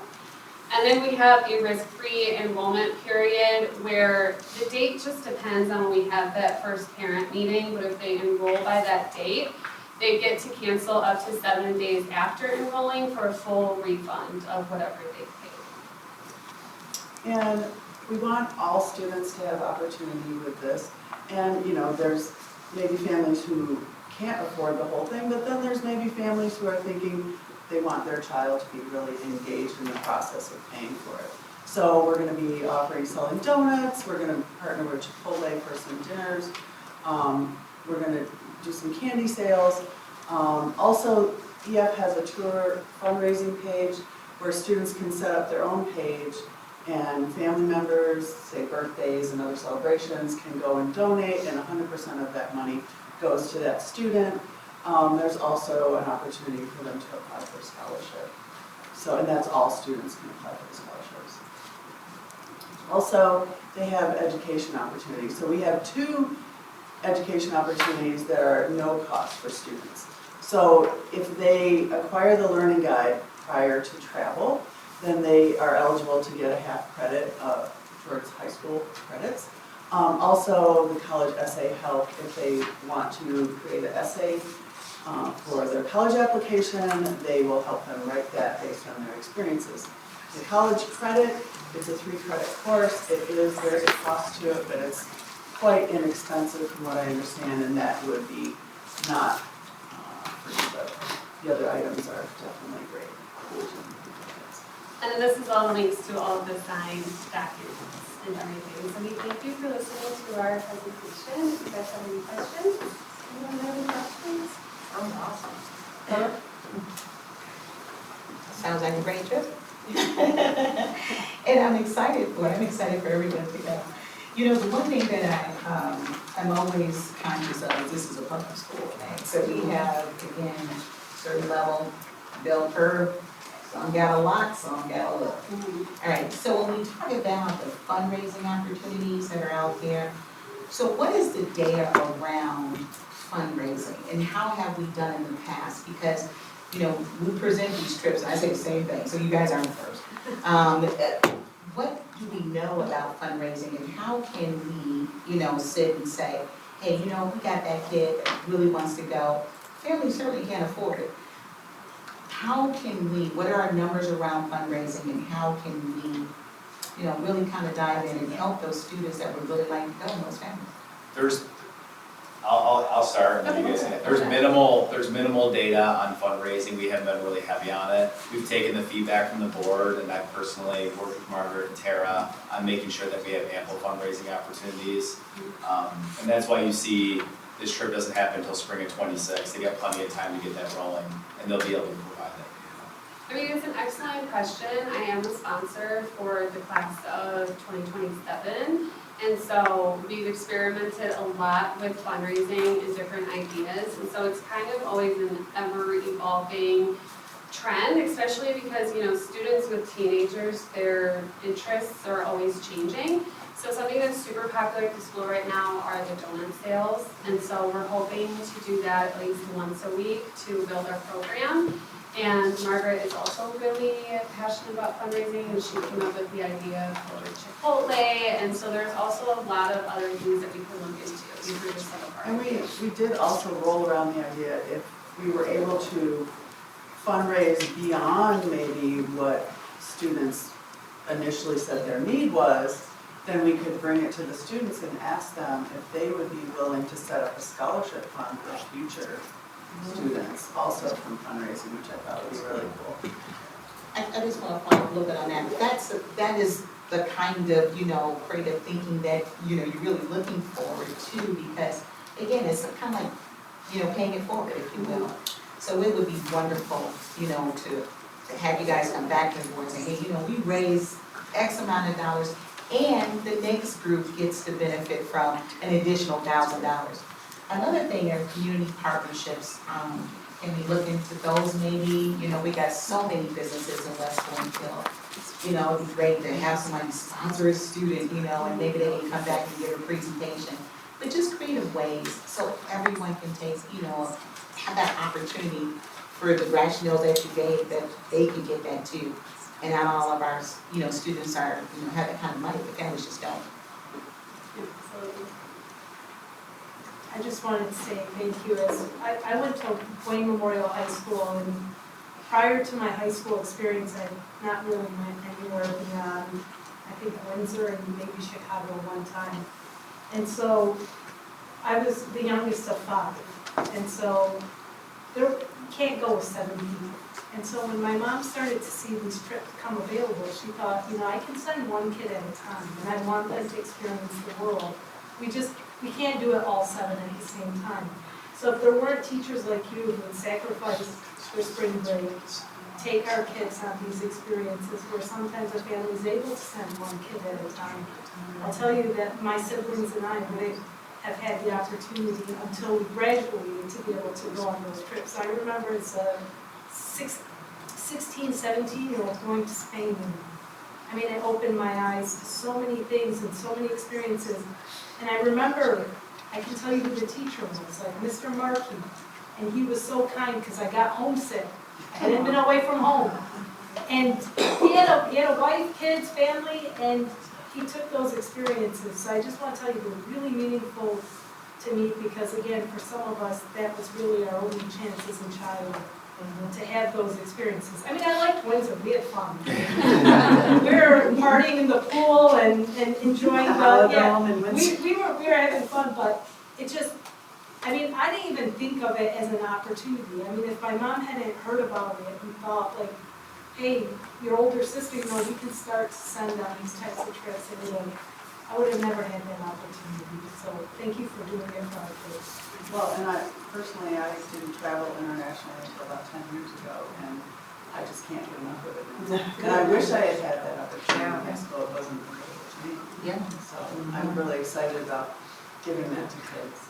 Yeah, we really just want to drag them out from their TikTok. Yeah. See there's an entire world. TikTok. Yeah. That's It better not go away. I'm just saying. January 19th, I won't have to worry about too much longer. Read a book. Read a book.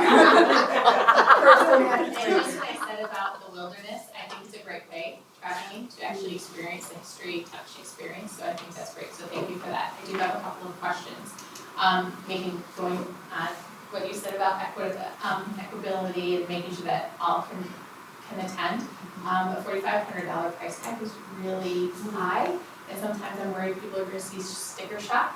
But what I love that I learned today was that there's opportunities like for that, what's that savings, sorry, where you can set up, and it made me think of the fund run, is what made me think of, Yeah, the fundraising. the fundraising page, Yeah. thank you. GoFundMe. That, you know, rather than if someone saw that and the family just goes, no, sorry, we can't put $4,500, but making sure that we communicate that with everyone and emphasize saying that we really want you to participate and we wanna help make that happen. Yeah. So that's kind of right to talk But about. I think too, kids can say to neighbors or to relatives, hey, I'll come break your leaves, can you donate to my, you know. In our family, we'd rather do experiences rather than a gift, right? And when you're older, it's harder to find that, so I think that's another way, especially giving lead time to the trips, that you can say, hey, auntie, I would really wanna go this, would you consider this for my birthday? You know, a donation, so I think that's great. And then one last question with passports. Do you guys offer support with getting those? Because maybe some people haven't traveled and so might need help supporting and navigating that process. So the great thing, you know, once, Google, we really want to hit the ground running with getting parents involved in this program because we're not leaving until the spring of 2026. And especially since with them being teenagers, a lot of them probably haven't had that opportunity to travel internationally. So we'll have lots of, you know, meetings step by step, and luckily, I actually just looked the other day, because I have to renew my passport. Right now, it's only like a 6 to 8 week waiting period, which is great, but definitely providing the resources, getting everybody educated on getting their passport, for sure, absolutely. Going postal for like right at Lone Pine and Orchard Lake is phenomenal for renewals, just putting that out there. They'll take care of everything for you. And if you need a new one, West Bloomfield, Township, yeah. Township, oh, geez, Yeah, they take your pictures there. Yeah, it's nice. Just one more comment, I just wanted to direct this to Scott. Yeah. I know that, you know, trips have been presented in the past, and I've said, Scott, you know, that's not enough lead time, and it's gonna be, you know, blah, blah, blah. Thank you. Yeah, I listened to the feedback and You did. they got much more lead time to be able to do Yeah. these things. So. And it really Definitely is, I think it's listened really gonna work, and I just wanted to say thank you You're welcome. for, you know, listening to the feedback and taking action on that, so. Absolutely. Appreciate it. Thanks for the feedback. Thank you. And also, a lot of seniors go on these trips. So graduation gifts, like, it's just an opportunity. I thought you said seniors. No, seniors, use it for spring break. Thank you for that. Okay, that's covered. No, it's great. It's a mature without cocktails. So thank you for that, and thank you for putting it out there and giving up your spring break to our students. Yes, thank you. Good job, ladies. Thank you. Very good. Good job. I do, yeah. There you go. Have a great night. Yeah, you too. Okay, so we're gonna listen to Scott again for agenda item number 5, and our strategic plan for You are stuck with me, that's the bad news, for one more presentation. But the good news is I have a cadre of guests and visitors that will be coming up throughout the evening. So we're gonna give a strategic plan quarterly update. As you know, there are 3 different points in the year where we give data presentations in the fall, winter, and spring. And I love these presentations because it talks about the things that we're doing to make traction and reach our goals. And you all know the strategic plan and our belief statements, and today we're really gonna dial in on these 5 goal areas, the academics and programs. I'll spend some time talking about some systems that we have in place, and then my lovely team that's alongside me will talk about some of the action steps that we've taken. Then we'll dial into personnel and leadership after we talk about academics, programming, learning, environment, and culture, and that's when Eric and Johanna will come up and chat. Communication and community involvement, Becky will talk about what we're doing in terms of the strategic plan there and the traction we've made, and then last but not least, the man, the myth, the legend, Jamie Stottlemyre. We'll talk about action steps there. So, when it comes to academics and programming, our strategic plan goal statement states that we're going to provide meaningful, engaging, inclusive, and rigorous opportunities for our students, for each and every student. And we have priority objectives that go along with that, that I don't take lightly, and that our team doesn't take lightly, and that our teachers don't. One relates to proficiency scales and standards, and how we will use those to guide our planning, and our instruction, and our assessment, and incorporate student goal setting so that each student will demonstrate academic growth. Tier 1 instruction has been really important for us, and you'll hear more about that in a little bit, that will deliver data-driven, high-quality Tier 1 instruction for each student so that they all demonstrate growth throughout the year.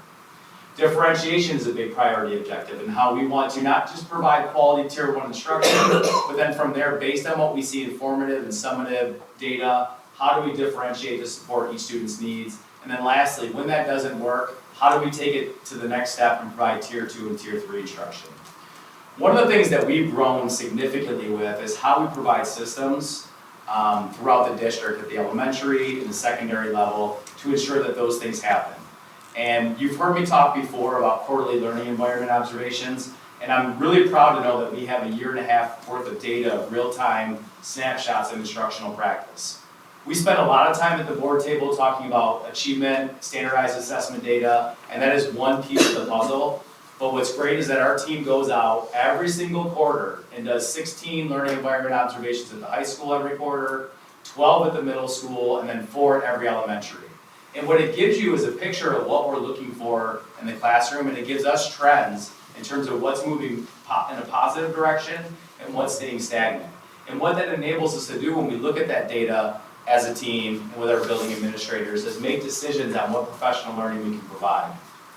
Our quarterly objectives and key results we've been doing for the past 3 years now, and we've done them in a way that I think some sense has been siloed, but this year we really took the next step, and now when we create at learning services level, our OKRs, we don't just create them at the learning services level. The building administrators are alongside of us with their building leadership teams, crafting those, and then our professional learning communities at the building level are linking theirs with what the building leadership team. So everything is shared, everything is transparent, and we've made a lot of growth there. Semester building growth meetings, if you've been on a board walkthrough this year or last year, one thing you know is at the end, we're saying goodbye to you, and then we're staying for another hour with the building leadership team to coach them and to provide feedback, but also to say, hey, what do you need from us? What are the steps that what is the support that you need to continue forward with your goals? And I found that that's been one of the greatest questions that we can ask our building principals. Some have asked us to take lunch coverage so that they can get in the classrooms more often, and we've done that. Some have asked for PD on how to analyze NWA data at a better level, and we've done that for them as well.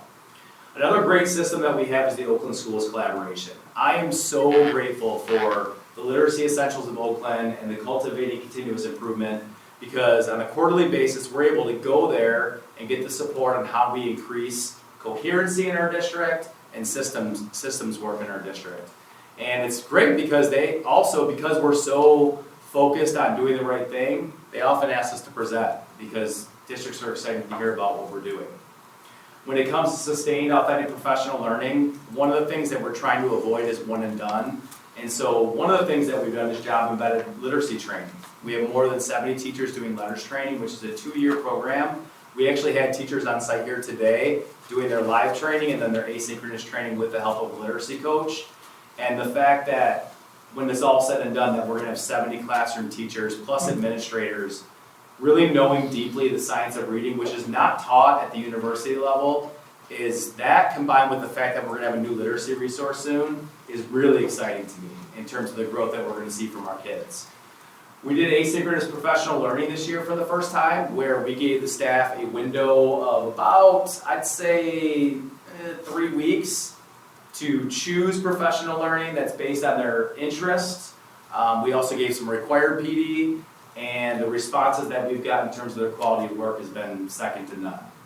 And then lastly, one big action step that we've taken in terms of systems is how comprehensive we are when it comes to evaluating curriculum, piloting curriculum, and really using data to inform our decisions. You're going to hear a little bit more about that next with the famous Amy Quinn. She's going to talk about some elementary action steps. All right, thank you. So first I want to start with ELA curriculum. So currently the literacy pilots, those teachers that are involved in that, are collecting artifacts and sharing classroom experiences. They're continuing to pilot either ARC or EL education. And then proficiency scales are used with both the students in the pilot classrooms and also any classrooms that are not in the pilot. We also have math curriculum phase 1 that will begin in January this year at next Friday. And then STEAM and labor learning pilot, we've got programs that are engaging and interactive taking place in each elementary school K-5. I'll talk a little bit about the middle school social studies. Rebecca Heitz was going to speak on that, but she's not here today. She's sick. This is the year one implementation for TCI at the middle school level, and that team has really done a great job digging in with the resources and looking at formative assessment that are tied to our proficiency scales. If you don't know, a proficiency scale basically takes chunks of standards and then levels them out. Like, what is the standard at a 3.0 level that all of our students have to be able to do, and what's the foundational knowledge that students have to figure out to get to that standard, and then what's beyond? How do we push students beyond that standard? And so that team has been working at digging into the resources. What are the unit formative assessments that we can use to catch them before the final assessment so that it's not too late? So it's not just an autopsy, but we're being proactive. And that team's done a nice job of that. I'm going to kick it over to Hadil and Catherine. They're going to talk about some middle school and high school work that we've been doing. Hi, everyone. Okay, so for ELA, we are in the evaluation phase. So it's like phase one of a 5-year curricular cycle. And so the committee has met several times already this year, consisting of like teachers, admin, learning services members. And we've really looked at like what are the non-negotiables of both like to have an ELA curricular resource and really an instructional best practices to teach ELA. And so we've finalized those, and the committee is in the final stages now of choosing what to pilot for next year, because we'll be in the pilot phase there for next school year. For secondary math, we are in the pilot phase this year, so year 2 is currently this school year. Last year, if you recall, Reveal Math was chosen to be piloted this year for secondary math, so we're in that phase, really looking at all the resources that come with Reveal. There's a ton involved. So for semester 2, we're going to have like more training on the like supplemental pieces to really support students that might be struggling. So having teachers get more training on that. And that'll really help us make more informed decision for the committee to know like what they want to move forward with next year to implement. Also for goals, we are looking at like aligning formative assessments to proficiency scales and what Reveal offers to help teachers with those assessments. Okay.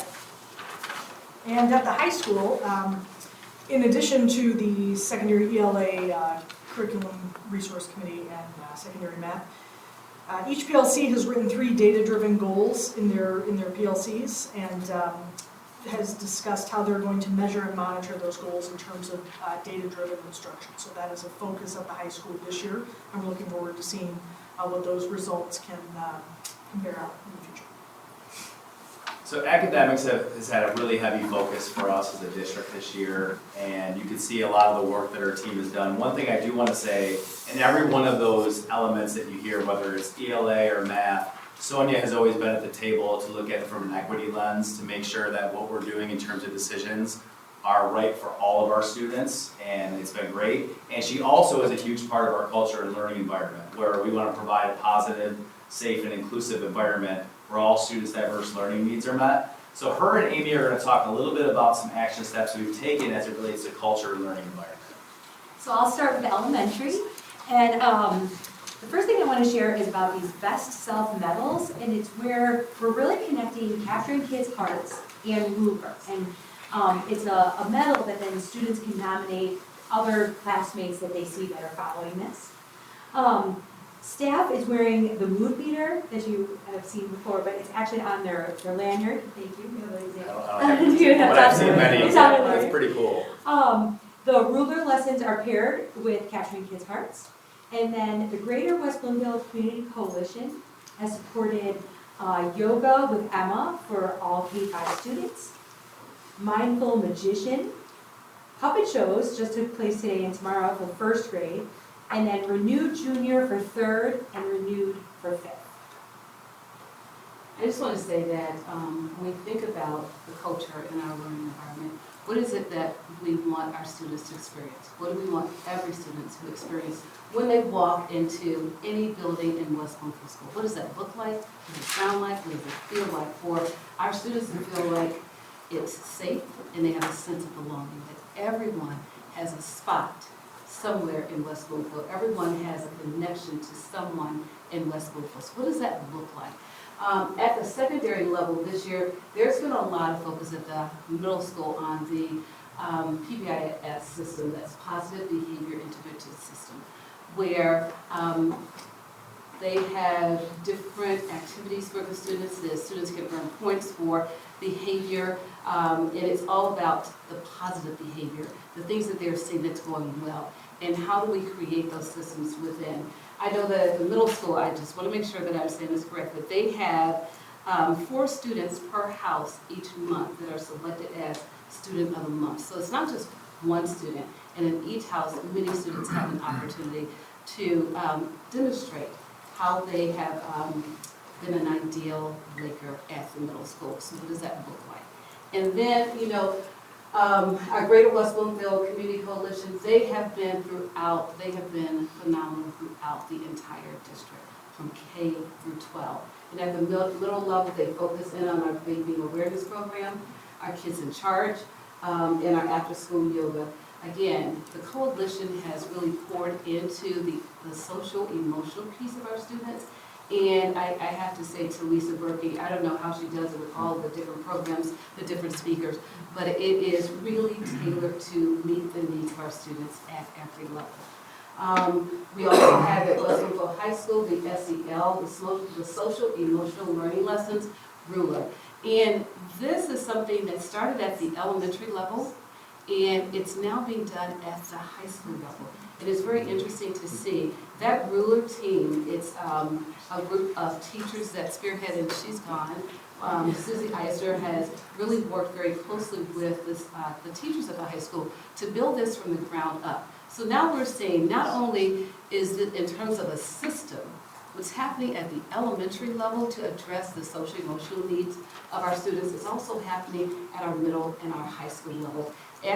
We're talking about being very intentional with our work and being very consistent with our practice, so that whatever building you're in West Bloomfield, you can go K-12 with some of those same experiences.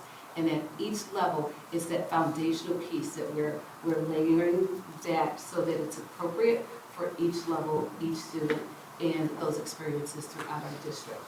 And we also have bonus WBHS advisory team planning many of their staff events. That's something that's been a work in progress in terms of, as we think about our students, we also have to think about our staff as well too. How are we helping them with their social emotional well-being, but also creating a sense of belonging for new staff, for staff that's been there in terms of bridging those relationships. We know that there's a lot of newness within our district, right? So with that newness, it's that team building, and it's that cohesion that we're building district-wide.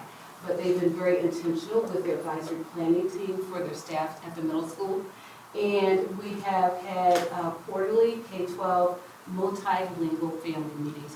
The first one really focused in on Q1, focused in on Power School, helping our parents navigate the tool. Because many of our families that English is not their first language, right? So how do I navigate this? How do I help my child? How do I access report cards? How do I access the information? And how do I help understand it? One of the good things that with our weekly Samores that go out, I know that you probably already know this, that once you open up the Samore, the parent can just click that translate button, and it translates to the language in which they are most familiar with. And that's been a game changer. And I know Hadil has been a huge proponent of making sure that our parents have access to the information.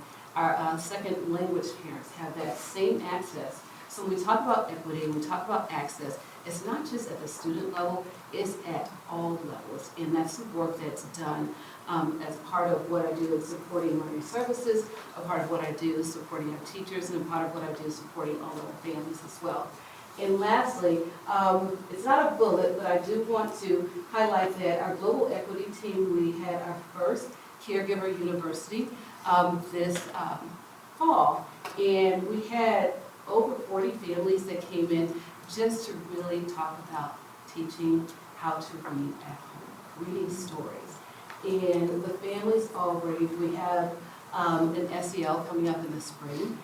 social emotional learning, one for our families as well. And again, it's just another way for us to go beyond our classroom doors, not just our students, but our families as well. So when we talk about West Bloomfield as a district, we're talking about not just a whole child, but we're talking about a whole district, which is inclusive of everyone. Awesome, thank you. So in addition to the dynamic staff that we have here supporting our teachers when it comes to academics and culture and learning environment, we also have a dynamic staff leading the systems when it comes to personnel leadership. So I'd like to thank my team for just doing an awesome job presenting and everything you do each day, and invite Mr. Whitney and Ms. Marakna up to talk about updated action steps for personnel leadership. You want me to just move out of the way? Okay, I'll play for it. I don't, there's only one slide. There's not a letter. No, just say that. You're good. That's really it. Thank you for having us. Of course, as you know, one of our strategic plan goal areas is in personnel and leadership. Obviously, we are a human-centered business, and we need the best people to teach our kids and to be in front of them every single day, to support them in all that we do. We have about, I don't know if you know this, but here's your trivia question of the evening. How many active employees we have right now in West Bloomfield? Anybody want to guess? Kirsten, you should know. We just talked about it. I like to Was it challenge you all to see. I had 700 in my head. All right, how about this? Write down your best guess on a little scrap. Oh, well, we just gave it away, Kristen. She had it in her head, but I don't. We just talked about it, I'm trying to remember. Okay. We should pass out. I know, but I'm not that good of a teacher anymore. So, all right, so take a look at your number. The number today is 638. Now, please know that the number changes like day by day, because when you're hiring, we are action-packed in the HR office, and it fluctuates. But that's very common. So if you were in that neighborhood, 700 is very good.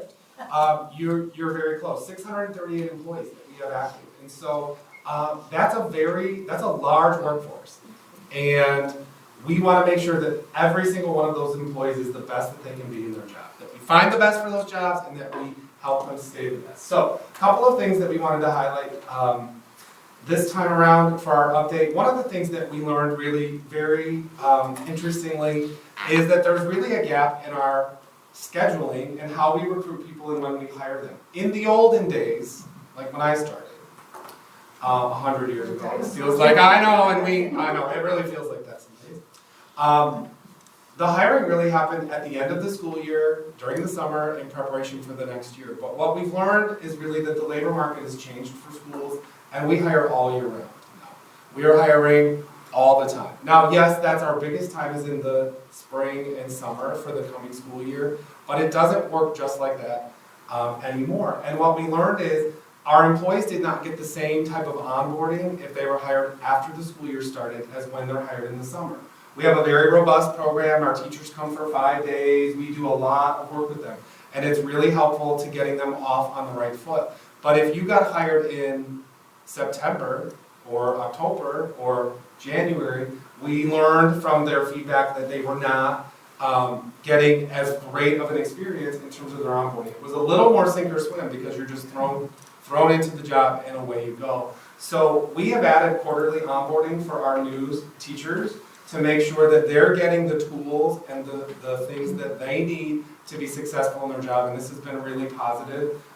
We work with Liz Costello, who is our mentor program coordinator, and we offer this now quarterly to make sure that it's not 5 days, but it's really a much better experience for them, and the feedback we're getting is really good. We talked, for example, we recently talked about like the teacher evaluation process. So they're all being evaluated with a pretty rigorous process.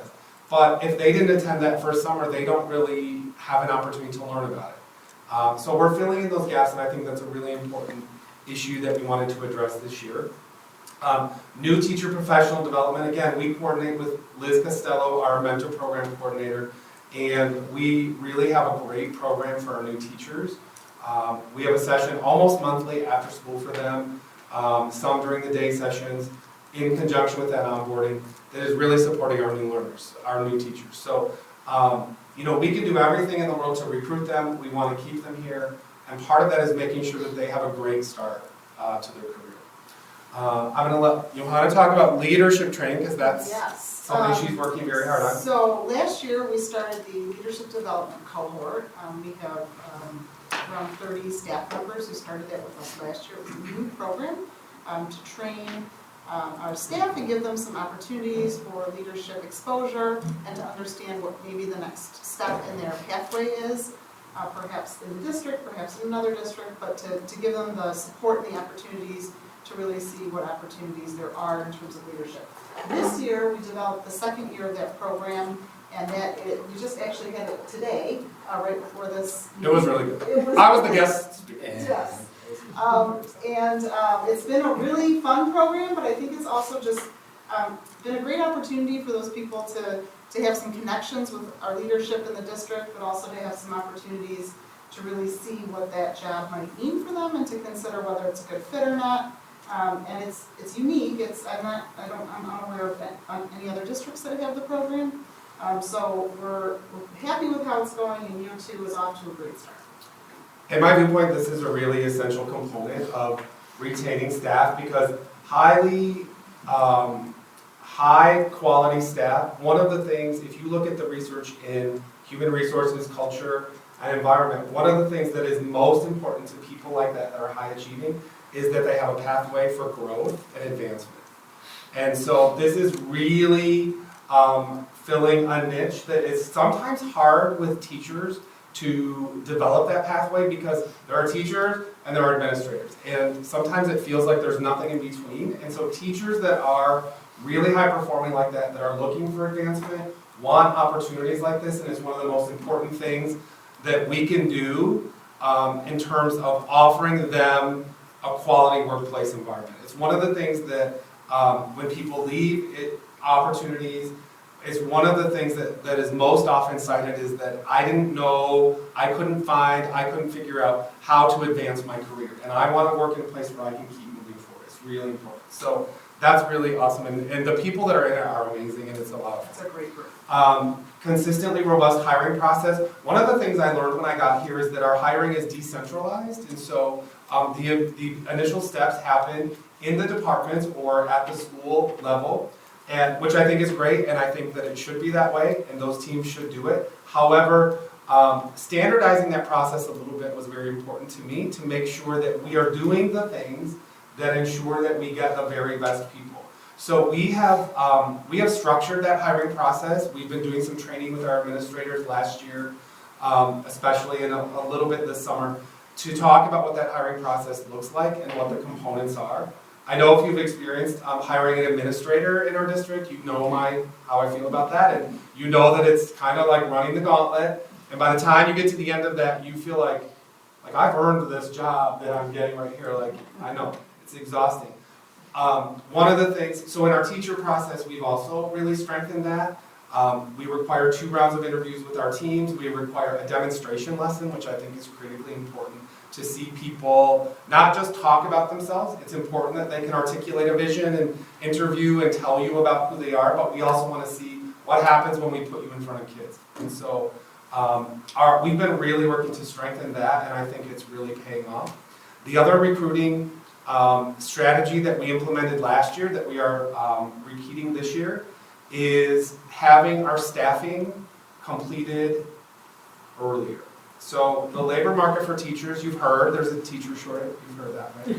I mean, we all know it, we all feel it, we live it every day, and making sure that we have great people for these jobs is really important. A long time ago, again, when I started 100 years ago, when the dinosaurs were rolling, we used to receive Lisa Perry will talk about when she used to receive in paper, well, that's what we did on paper, but boxes and boxes of resumes for one job. That isn't the case anymore. The labor market is very, very different, although I would say it's rebounding. But one of the keys that's really helped us be able to get the best candidates is to go into the hiring season for teachers as early as possible. Now, last year that was driven a lot by our staffing of the elementary schools, and then we felt it was necessary to move that process forward into March because we wanted people to adapt to that and start working as new teams, and there was a lot to have happen. And the side benefit of that is that we were much earlier in the hiring process, and it really, I feel like it was pretty phenomenal. So we are sticking to that timeline again, even though there's no driving force like restructuring elementaries, but we learned that that's really important. So that's a really important step, I think, that's going to continue to play out for a while in our hiring. And the principals are very.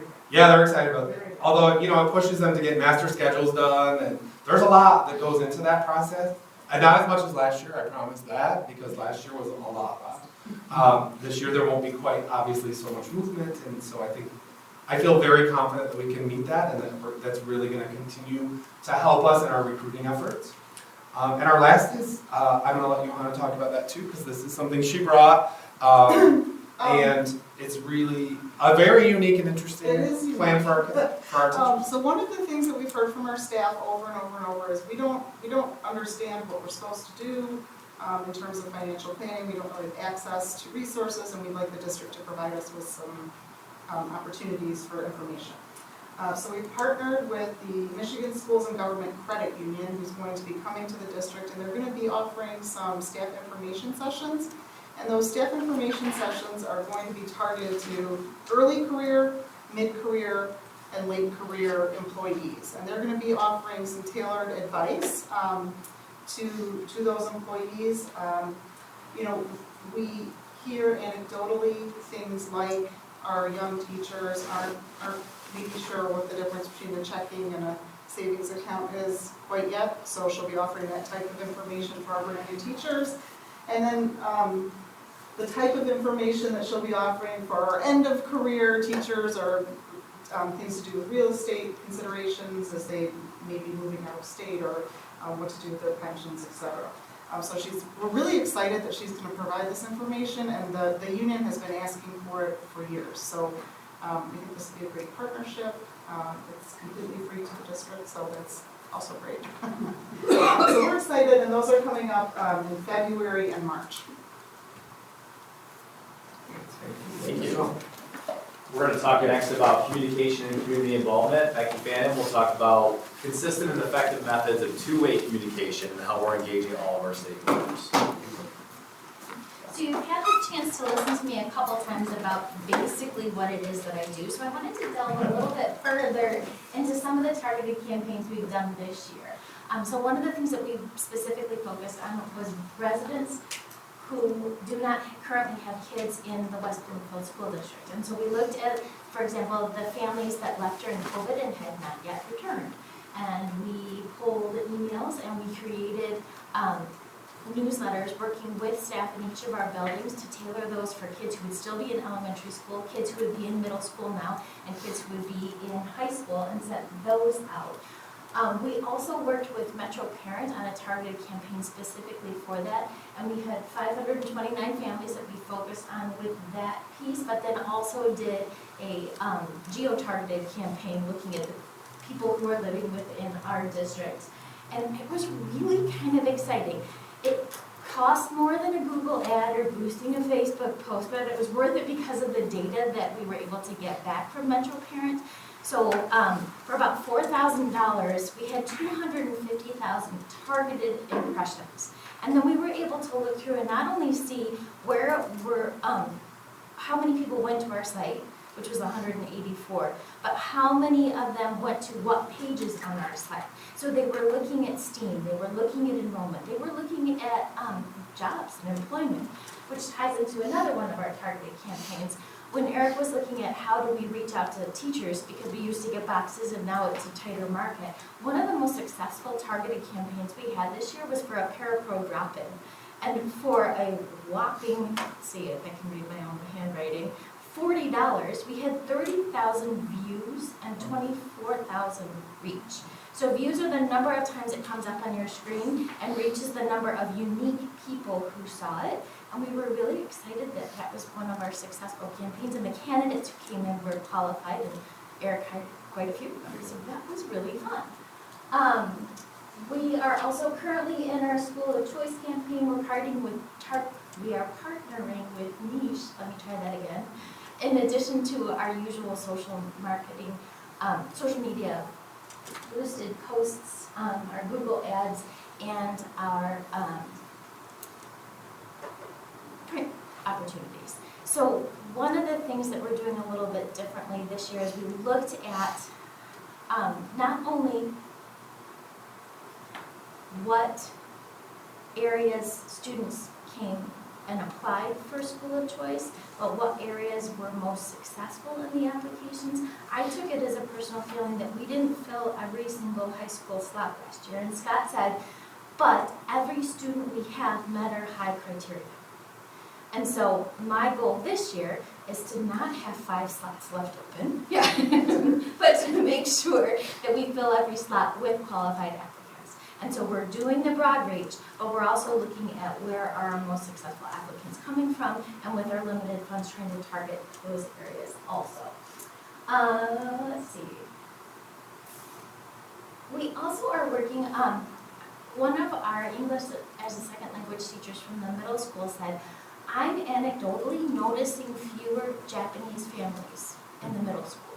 And so we've been delving into, do we really have fewer, where are they going, what are we doing, and we're working on marketing to companies that bring families over, as well as what, had we done in the past, what are other school districts doing. So we're working actively right now in a partnership on that piece. We also, can you refresh it? Sorry. We also have a number of community partnerships that we love and have worked closely on. The Optimists, for example, were amazing at the holidays and really wrap love and support around our kids, and it was fun to work with them both in social media to collect resources to help our kiddos, as well as to share information about, without saying who received the gifts, but what our community does to love on our kids. The West Bloomfield Chamber of Commerce is very interested in partnering with us when we open up our new transition center, and they would love to show businesses what our students will be learning, what skills they'll be learning in that beautiful new space. And so we're working with them to have something coming up probably in February, where we can bring in their people from the businesses and help them see how our students who receive special education services in that 18 to 26 year range could be their employees. So we're excited about that. And then we've also made sure to continue our partnerships. One thing that the Historical Society just reached out to share their January programming with us and asked that they could be part of our community programming, like our Parks and Rec and our library piece, and it's a reciprocal arrangement where we share things in their newsletter as well as they share things in ours. And this is a shameless plug for the WBEF Casino Night, which is coming up, which is their primary fundraiser for the entire school year. It's February 7th. If you don't have your tickets, you better get them before Thursday, because I have to report on how many have been sold, and I have to get mine too, so I'm in the same boat. But everything that they raise comes back to our students in our schools through their grant programs. Another fun thing that we've been doing is we shared our style guide last year, but then we provided training for example, at the start of the school year, we had a specific piece just for our administrative assistants to say, what do you need to know? What do you use most frequently? How can we help you? And so they said, I love that you gave us an SVG file, but really, we need JPEGs because that's what we use. And so we listened. My designer might be sad about it, but for their purposes, we needed to be responsive and to say, we can help you. We also said, but in return, can you make sure that for the back to school presentations that there's no more of the W. So I don't know if you noticed on your way in today, exactly, the search and destroy is continuing. Our sign on the outside of the building finally doesn't have the loopy W. So check that out on your way out. But we will also be applying for an award through the Michigan School Public Relations Association for branding based on our style guide, because there was a lot of research put in by Kendra and the team ahead of me coming, and then as we rolled this out, so it wasn't just, here's a brand kit, use the right logo. It was, here's how you can access this. Here's how you can have a backdrop in Zoom. Here's how you can update your own letterhead, your own business cards. Sorry, it's a hard time to come up with that one. But, and then we've been doling those out every other week in our staff newsletter as well, so there's a different piece that says, hey, now as you're thinking about info nights, are you sure you're using the right PowerPoint slide behind that has the wave? Yeah. And so kind of chunking it up into manageable pieces. Thanks, Becky. Good job. And this guy hasn't been busy at all. No. No. And I'm gonna be up here for a while, so I'm gonna make myself comfortable. All the great stuff that's going on with operations. I'm not crashing, I need to try to join us. No, you're good.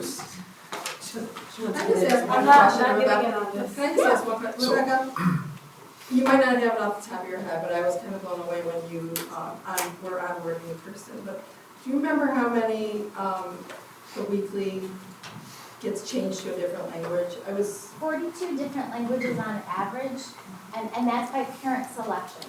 And so they choose in PowerSchool and they can update that at any time. And so we have about 60 different languages that are used here, but a number of our families want to receive it in English so that they can continue to practice their English learning skills.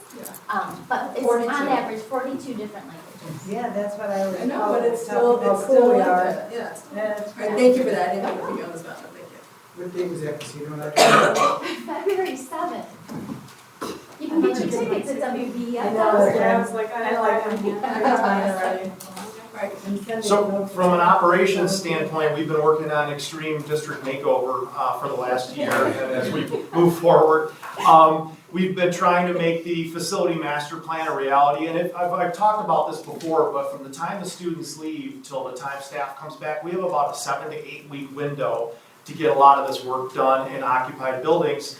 We also have stuff happening throughout the summer. There's a lot of coordination. You know, we also have to ensure that all the permits are pulled, all the inspections are ready, all the materials in place, that the work goes smoothly. And as staff starts to come back, we have to coordinate with the principals to make sure that these sites are safe, to make sure that they're ready for the students when they return. And additionally, we have to coordinate with our cleaning crews to make sure that the buildings are ready. So summer work is very complicated, and a lot of the work that we did last summer was all in occupied spaces.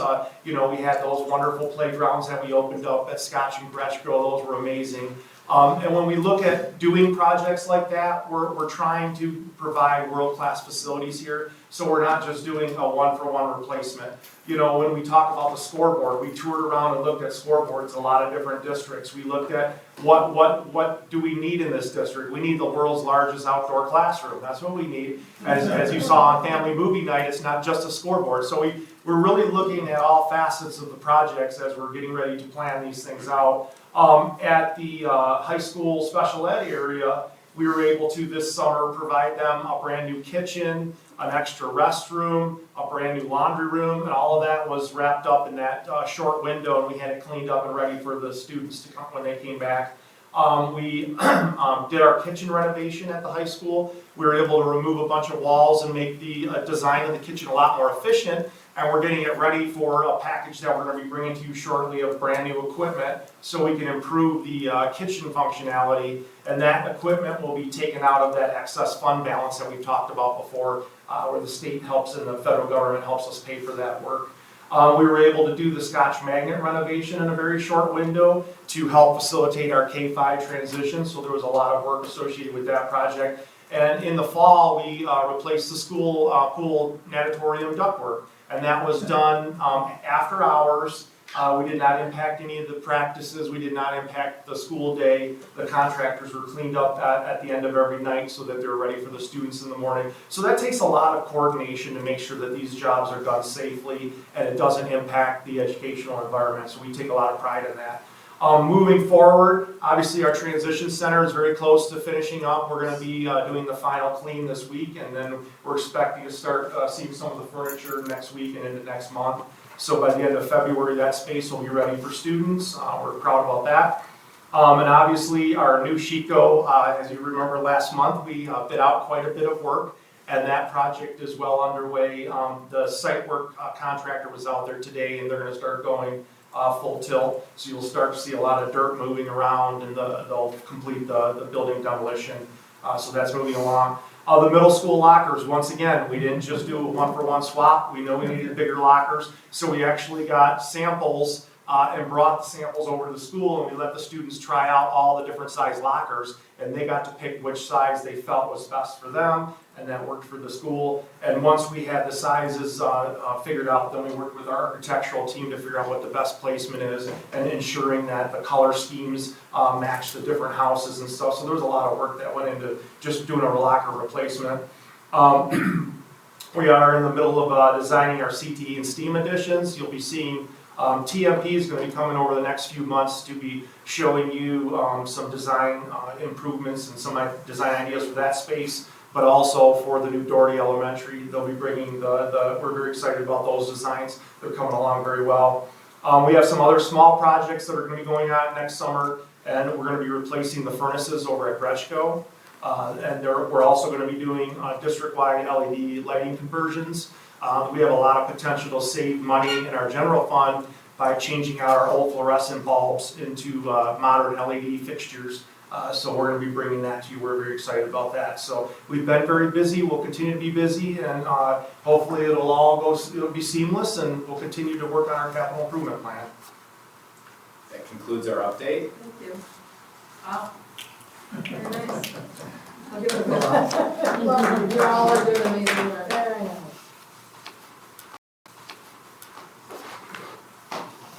Yep, sure do. Give me one.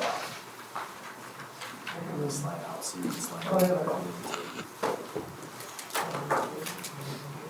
Yeah, I need that one. There you go.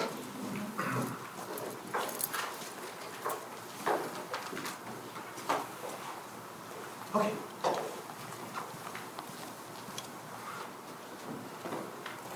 Okay, Jamie, you're up. Take it away. Agenda item number 6. So the middle school artificial turf field. So when we were working on the strategic visioning plan, when we were meeting with our middle school administrators, when we were meeting with our athletic department, a common theme presented itself in that they're having a lot of issues with the grass field, the current grass field at the middle school. And when you look at it from the bleachers, it looks like a great grass green field. But when you look up close, and if you look at the picture on the right, so this is our existing field, once again, looking at the construction process, anywhere you have natural grass in a school, when can you grow it? You can grow it in the spring and you can grow it in the fall. And that's when the students are there and they trample it. So it's really hard to get grass to grow in areas that have a lot of use, and athletic fields are one of those. So if you look at, these photos were taken right before we got our snowfall here. You can see on the right that the field is pretty bare. Even though it's been reseeded several times, we're having issues getting grass to grow there. And then also, you notice along the track line there, it's dropped down about 3 inches, so you've got some safety issues. You know, you got some potential to have ankle turns and stuff. And then I was out there one day and I was watching a kid, you know, they're middle school kids. He was going like this and he was just kicking a big hole in the field. So we have issues with holes and stuff that have to constantly be maintained. And when you think about in schools nowadays, they want to use these fields all the time, and they're not set up for that. A typical grass field, I was looking at some studies, you can get about 50 uses a year out of a natural grass field. And this particular field does not have an under-drain system, so every time we get heavy rains, you'll get puddling out there, they can't use the field, or they'll use it and they'll tear it up. And like Ted said, our facility director, that it'll go bare after a big game or something, where they'll just tear up all the grass.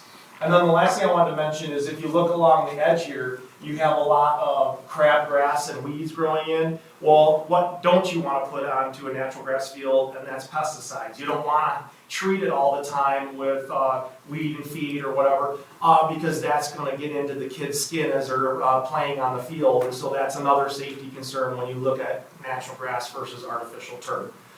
So what we did was we worked with our architect to look at different vendors, and we've landed on Shaw Turf. They have a system called Game On Artificial Turf. And when we think about Shaw provides a lot of the flooring products in our schools, a lot of the carpet tile we use, a lot of the LVT, the vinyls that we use on our floors are made by Shaw. And so Shaw, over the years, has developed a artificial turf field, and it's very popular. And one of the things that's nice about it is in a normal artificial turf field, every time there's a color change, they have to sew those two pieces together. So if there's a white to green on a line or whatever, they sew those together. Shaw, over the years, has invented a tufting process where they can actually tuft in a lot of the colors into the field, which is what we're seeing long-term is a little bit more durability in some of those circumstances. They still have to do some sewing, but a lot of it is done through that tufting process, so you're able to get more creative with your designs, but you also, we're seeing a lot of that durability. So similar to the playgrounds where we pre-purchase the playground equipment and the installation through Sourcewell, Shaw also offers that program through Sourcewell. So we had them provide a quotation to us through the Sourcewell program. So this includes the field and the D zone that's on the south side of the field. That's where the shot put is. Right now that's currently grass. So this is for the entire main field plus that D zone on the south side. They gave us a quote through Sourcewell of $604,392. If you add in the shock pad installation, which is highly recommended by our architect and our designers, that's an additional $58,761. Which brings the total pre-purchase cost up to $663,153. Now, our construction manager, actually bid out a middle school last April, and just to give you an example, so these were actual bid out costs. They received 4 bids, and the low bid was $606,000, but that was not using the Shaw product. Their other bids were $743,000, $800,000, and $807,000. So as you can see, and our architect and our consultants agree that that's actually a very good price for that product. Last month, we had provided an overall cost scheme for the remainder of all of our projects, including our sinking fund and our 2017 and 2023 bond. And in that, we had a $2.1 million budget for this field project. So if we subtract off this pre-purchase price, that will leave $1.4 million for the site work. Now, site work is basically stripping off the current field and putting in an entire underdrain system, which will allow the field to drain even in heavy rains, which once we provide this field, you'll be able to basically essentially use it continuously. So it's interesting, I actually have some facts here. There was a study done where they said, if you look at the cost of an artificial turf field versus natural grass, some people will say, well, it's way cheaper with an artificial turf field as far as the maintenance cost long term. And it is to some degree, but it's not a lot cheaper than artificial or than natural turf. So when we look at 50 events per year and they look at the cost of a natural grass field, that boils down to $1,780 per event, if we were to look at that. If we were to look at an artificial turf field, which they use a conservative number of 300 events per year, that boils down to about $416 per event. Even though the cost is a lot more and the maintenance costs are a little bit less, it's still a lot cheaper field when you look at the number of events. So you're thinking about not just games, you're thinking about being able to, because the high school athletic field gets so much use and there's so many teams that want to use it, some of those teams have to practice very late because they have to wait for the use of the field. We would be able to bus them over to the middle school and they could use this field alternately. You have your band would be able to use it, you have your PE class there, and they also have outdoor recess. So this field could accommodate a lot of that use. The other nice thing about the artificial turf field is the project, the way they're designing it, is we would actually saw cut all the way along that asphalt track and install a concrete apron that separates the track from the artificial turf, so it'll provide a nice level playing field surface all the way from the track to the field, which will provide us a lot more safety when we think about that. Shaw has developed many designs for us. Our leadership team, our athletic department, and our whole ad council sat down and we kind of filtered through all the designs, and we came up with 3 designs that we all really like. What we'd like to do, if we get approval, is to go ahead and send out we'd like to send it out now, we have, here, let me show you. So there's option 1, 2, and 3. We have a survey that we'd like to send out to the middle schoolers and also to all the incoming 6th graders. They're in 5th grade now. We'd like to send that out to them to see which of these 3 field designs they like the best. They're very similar, but there's some nuances. Is that gray or purple, like how? Was that? Is that gray or purple? It's hard to see, but it's gray. Okay. That's gray. And then black end zones. And then gray end zones. And the Lakers is gray in the middle too. So if we send out the surveys to the students, we would like to bring this to the January 27th board meeting for a vote to purchase this pre-purchase package. The site work, we're working on that design right now. We would bid that out in February, and then we would bring that to you in March, all of those costs. Once again, it would not go over our estimated amount that we had for the whole project. And then if we vote that in on March 17th, we would complete that work over summer break. By pre-purchasing it, Shaw has guaranteed us that they would have the product ready for summer and ready to go. And they would be able to install it this summer. The other nice thing I've mentioned before, people don't let me say this, but if we buy the product, we don't have to pay sales tax. We're tax exempt, so that does save us that cost. Thank you, Jamie. Who has a question? Julie? I'm sorry, I think you said this, but I might have missed it. How much do you think it's gonna cost to do all the site work? Well, we have $1.4 million. I would like not to TMP use all that, that's why. Well, TMP is projecting around $1 million right now. But they don't have the design 100%, so they're still gonna stay within that budget. But there's a lot of work. We have to install all new under drain systems, has to be tied into the storm sewer. There's stone prep to be able to lay the carpet down, and there's just a lot of work that has to happen. Sawing all the way around the whole track and installing that concrete ribbon, it's a lot of work. You said that we can get about 50 uses out of it. What's our history? As far as how many uses? Yeah. It's probably less, pardon? Yeah. It's 30 to 50, yeah. When they study it, they try and like push the envelope, but really we're using it probably 20 times a year, and then they get a few gym classes out there. But for the most part, heavy uses, probably 20 uses a year. Option 3 looks nice. Do you like option 3? I like option 2. Okay. Rent, would this increase our ability to rent out that space? Yes, it would. Because like once Our again, kids it's would have first First access. first and dibs, beds but- and things like, yeah. artificial turf fields are very valuable on the rental market, as you can imagine. So it was value engineered out of the middle school. The budget was getting really tight during COVID. It was- They didn't even know if they could get the product. So it was value engineered. There was always a plan to add. To do that. And that was prior to having recess. And that field is used every single day, and you cannot do that with grass. And then have lacrosse and field hockey and all the other sports, practice at the same time. So, Right. I mean, it's something like that has to be done. Well, it's nice too, because it's so close to the high school. It's a quick bus ride over, and we could be able to shuttle the teams back and forth to be able to use both fields. Yeah, so, Deborah, do you have something? Yeah, so a quick question though, in regards to safety. You know, when we look at the artificial fields versus the grass fields, the NFL talks about it too, right? That the artificial fields bring more incidents of accidents for the players than a grass field does. So we're looking at spending, so it's not safer, it's just not.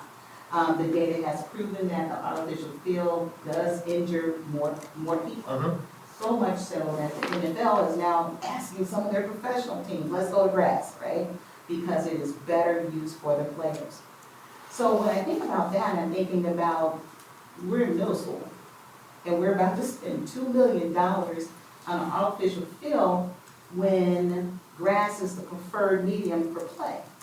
And it provides more safety for our students.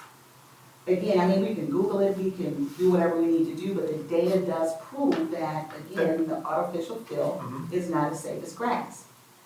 So for that reason alone, I'm wondering, why are we taking $2 million to dig up a field in our middle school, when we already have a artificial field in the high school, when we talk about the benefits and what we can bring, I'm trying to figure out what the That's cost. doing a perfect comparison, though. That would be a professional team that has a professional, they have a horticultural team on staff. They're able to grow the grass during the optimum season, the optimum time. They, as an example, when we look at our field, we have a lot of unlevel surfaces. We have grass that's not filling in, so now you're automatically so it's not. We're twisting our ankles and all the. We're twisting our ankles, we have a drop off over the track, so it's not a safer setup, and we don't have the staffing to be able to maintain it like a professional team would. Indeed, but we Yeah. have $2 million that can go towards the maintaining of the field we already have in place. Because the fund, sinking fund money is for repairs of that, just of that. Well, the other thing I want to mention too, though, is that the natural grass field, we have to use our general fund to water it. do it for labor. You can't do it either way, you can't do it labor or even grass, like you can't buy Right. seeds, you can't buy, like it has to be capital improvements, so to improve turf field, you cannot use, or improve natural grass, like the either the staffing or the materials to do that. Now, could you use sinking fund to resurface the track or to help with cement? Yes. Yeah, you certainly Yeah. could. I And think, that's the yeah. point that I'm making, is that you can do that, and you would have less injury to, possibly to our students. So I think I think it's also yeah, a I level think, playing I think field. also in terms of the injury, that's why It the is. shock, I yeah. I just want to say something. Yeah, the shock absorption, Yeah, we have the shock absorption in high is in school. there Correct. because of. That's of that because to reason, prevent, help yeah. prevent the I injuries. mean, I understand from a professional sports setting, I think that players, in terms of like the players union, sure, they've spoken out in favor of having natural grass, but in terms of our community, the overwhelming feedback I know from parents and families is that they'd like access to an artificial turf due to the number of the usage needs within the district, band and other sports. And so if you're gonna have that high of a usage on a natural grass field, it's gonna be impossible to keep up with it. Two things I want to mention is like, if you look at a lot of the middle schools around here, they do have artificial turf. My sons went to Clarkson and they played on artificial turf when they were in middle school. But the other thing I wanted to mention is when you look at our general fund, we have to spend general fund money to water it, we have to spend general fund money to mow it every week, we have to spend general fund money to have our maintenance team stripe it for all the games. So there is a lot of cost that comes out of our general fund to maintain a natural grass field. And so we would be able to, if we had artificial turf, we would be able to save some of that money. Yeah, I'm a little confused, because I always thought turf was better until Deborah said that, so I just Googled it. And this is just one site, it says artificial turf is actually safer than natural grass when it comes to injuries. There are a number of ways that artificial turf reduces injuries or the likelihood of injury when playing sports. For example, you are much less likely to fall or trip when playing on artificial turf. The NFL says some artificial turf fields are safer than some grass fields and wants to reduce injuries on all surfaces. So we gotta really, I don't know what's right. Right, because I'm pulling mine directly from the National Football Players Association. Well, I'll say that it's really important to have a field for kids to play on and practice on. Yeah. All sports, and that's really what it's coming down to. And that's the only way that we're gonna get that, is with the turf field. So I also did do some research as well, and mine's from PubMed, so it is a systematic review. And it's, at the end of the conclusion, it did say that most of the studies that are showing that artificial turf is ideal, has financial support from artificial turf industry. So just we have to be mindful of when we're pulling our data, who we're pulling our research from with that. To go back to the dollars, it's a big project to take on. And just making sure that we are putting the hat on, that this is supporting all of our students in our district. It seems very heavy on the athletic part of it, and you did mention busing, and busing, say, the band over there. I know from personal experience that busing students from projects or programs is challenging because we don't have a surplus of drivers and buses. And so that's something that we need to think about when we're making a decision like this on a project, that while it sounds amazing that we can do that, we need to be realistic when we're actually proposing that. When you're sharing about doing a survey to the fifth graders before the board has voted, I don't feel comfortable with that, because now you're making it sound like it is a for sure deal, and so that's before we've even had a chance to vote on it. So I think Yeah, I think it should vote after the January. I would also like to say about the studies, because I remember when we did this, when we did the turf at the high school, when we re-turfed it and did all those extra, you weren't here obviously, but then when we added, I don't know, in 18 or 19, when we did the practice fields and the softball and baseball field. So there was a lot of studies. A lot of those studies that are studied is professional sports athletes and not middle school and high school. So we have to also know that the level of play and the rigor of play and the amount of time of play is very different from K-12 than it is for professional. So that, just be mindful of that also. I think that's true. I mean, it may be true. I'm definitely doing some research, but again, the amount of money that we're spending for that too seems, astronomical when we think about what else we can use that money for. If we're thinking about a once-in-a-lifetime reading lab that we want to use that money for, or something that that ties proficiency to our students. Again, we're very heavy on sports in this district. And again, to spend $2 million when we already have a turf that's less than a mile away, that's the students good practice on if they chose to. We have 36 sports. Oh, is it that? We have 36 sports. Yeah, we got 5,000 students and we have proficiency issues. So again, we just want to make sure, again, we could be using that money for a state-of-the-art reading lab. We could use it for robotics. We could use it for mental. There's so many things that we can build out that's in the middle school that other students, not just our athletic students, could use. So I see $2 million to be a heavy lift for a middle school. I think you're having trouble seeing the whole scope, but it's fine. Let's move on. It's a high school, it's for the high school students as well. So that comment I don't like, because But it's I'm a not high having school. trouble seeing the scope. I disagree with the scope. Okay. So But it's not just middle school. Yeah, but it's not a trouble seeing. So again, it's, yes, words matter. But it's not- I didn't mean it like that, I'm just saying it's not just the middle school, because the high school uses it. Well, plus they're gonna use it for recess, plus they're gonna use it for their PE But class I in mean, high middle school, school's so it's all, already using yeah. that field. But it's all They're not students, it's being not able just to the use it. athletes, it's all students get to use it. It's just not a middle school field. Okay, we're gonna move on to the school bus purchase. Go ahead. School bus purchases, all right. So in the 2023 bond, we had money allocated for school bus purchasing. This is phase one of that process. So in the bond, we had $2.2 million, as you see the 2023 bond allocation. Working with our mechanic Hank and our transportation admin team, we came up with 6 buses that we would like to replace with this Series 1 bond purchase. So we have 2 77 passenger conventional buses, and these pricings are taken out of the MSBO bid bus purchasing program, which is what you guys have used in the past.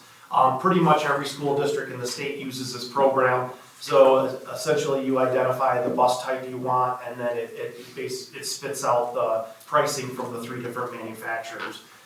So that is 2 of the regular ed buses there, and 4 47 passenger special ed buses. You can see the cost there. Midwest, which is our entire fleet is Midwest, it's basically IC or international, that they were the low bid. And then lastly, we wanted to dip our feet in the water on electric buses. We were awarded the Michigan Clean School Bus Energy Grant for the total of $308,741. So that covers quite a bit of that $389,000 price for that bus. So for the 2 regular ed and the 4 special ed and the 1 electric bus, we have $1.3 million in costs. If we subtract that off from what we had allocated in the bond, and we add in the Clean Bus Energy Grant, that leaves us with $1.2 million for phase 2 of the bus purchasing. I did create a bus replacement schedule, which you have in your board docs, which basically maps out our entire fleet, the replacement of it through 2034. So we provided a long-term outlook of how we need to look at replacing our buses. We're currently undergoing the Michigan State Police bus inspection. The inspector arrived last week. And I've been in transportation in schools for 30 years. When buses get to 10 years old, that's really the mark when the inspectors start to heavily scrutinize them. As you know from your personal vehicles, you get a car that's 10 years old, it starts to rust, starts to have a lot of mechanical problems. The state police really, they don't like to see buses that are older than that, so schools really make a concerted effort to try and replace them before that point. So if you look at our bus replacement schedule, right now our fleet is sitting at an average age of 6.14 years, which is pretty good.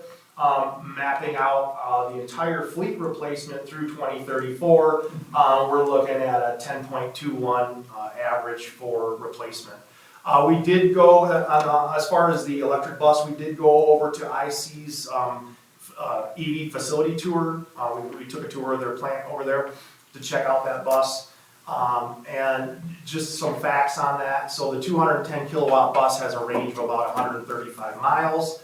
It does have regenerative braking, just like any hybrid car has nowadays, or electric vehicle, to help aid in the charging. It's about half the cost of diesel to operate those buses. So if you think about it, the electricity costs about half of diesel. I did want to note that we're going to try this out, and then we have, Johanna, Nancy, and I did put in a grant for 10 more electric buses, along with 5 high-capacity charging stations through the US EPA Clean Bus Grant. So we haven't heard back on those yet. And I did have some facts on the electric buses, just a little bit of a history. So in 2019, Eagle, and we've all heard of Eagle, they awarded the first 17 electric buses to Michigan schools. So they've only been around since 2019, and they had 17 of them in that year. Michigan in total has 17,000 school buses in all of the school fleets. And as of today, there are only 200 electric buses. So just to give you some perspective on that. So this is our shot at taking a look at how an electric bus operates. If you look at, they actually did some surveys of the schools that have them, and it's kind of a mixed bag. Some of them are seeing a little bit less than 135 miles a day. They're getting about 100 miles per day. And I asked our transportation department, they pulled it up on our GPS system. Just so you know, our average routes that we drive today are between 54 and 65 miles a day. So all of our buses are driving in that range. So if you have a bus that can get 135 miles, 100 miles on a bad day, we'll still have the ability to be able to do a complete route before we have to charge it at night. So that's just a little factoid. I did put an asterisk on there. Obviously, we need a charging station in order to charge this bus. That's a very complicated question. We met with DTE, and they actually brought like 6 engineers out the other day, and then IC had to fly in their engineers from Texas and from Georgia to be able to assess our bus garage. DTE has to look at their grid to see what the grid can handle. They have to look at their loads as far as when these buses get charged and stuff. So there's a lot of computation, calculation, and determining in order to figure out how we're going to be able to charge this bus. If you look at the charging stations, the most costly stations around $60,000. DTE does have an offset program that covers roughly half of that. And then there are some other grants now. So DTE is going to work with us once they determine what kind of charger we can actually accommodate in our bus garage to determine how much of the rebates we'll be able to take advantage of. So in a future board meeting, we'll be bringing the charging station to you, but the exposure is going to be less than $60,000 for us. And the other thing I wanted to mention is if we do approve the buses this month, they won't even go into production until June for a July delivery. So we do have some time to to look at the charging station and look at the costs. And the last thing I wanted to mention is our special ed buses are all air conditioned. And if you notice, if you look at the two conventional, we did add air conditioning to those buses because, as you know, we have summer school, we have a lot of trips in the summertime, we have camps, we have things. So we want the ability to be able to transport at least those trips in comfort. So those two buses are going to be our only regular ed buses that are equipped right now with air conditioning. And then if we look at so this is basically a blow-up of the buses highlighted in yellow are the ones that we want to replace. And if you notice, it's interesting, the 2014 buses, 2 of them have the Cummins motor, which is a very good motor. And you've noticed those have a lot higher mileage, those are at like 90,000. Whereas the Max Force, so back in the day, IC decided they wanted to create their own engine, so they developed this Max Force engine. All the districts have had nothing but problems with them. They're super expensive to maintain. The intercoolers and the turbochargers go down all the time on them, and it's like a $6,000 to $7,000 repair every time it happens. So as you can see, those buses don't have a lot of mileage on them, but the motors are no good. So the mechanics, like, we have to get those replaced. So that's why we targeted those. So what do we get now when we buy them? Pardon? We get the Cummins motor. Well, you answered one of my questions already, because as I say, lines 2 and 3, they don't have a problem with the motor, but they got 20,000 more miles than that. Yes, but a good diesel engine, as you know, can get several 100,000 miles with very low maintenance, yeah.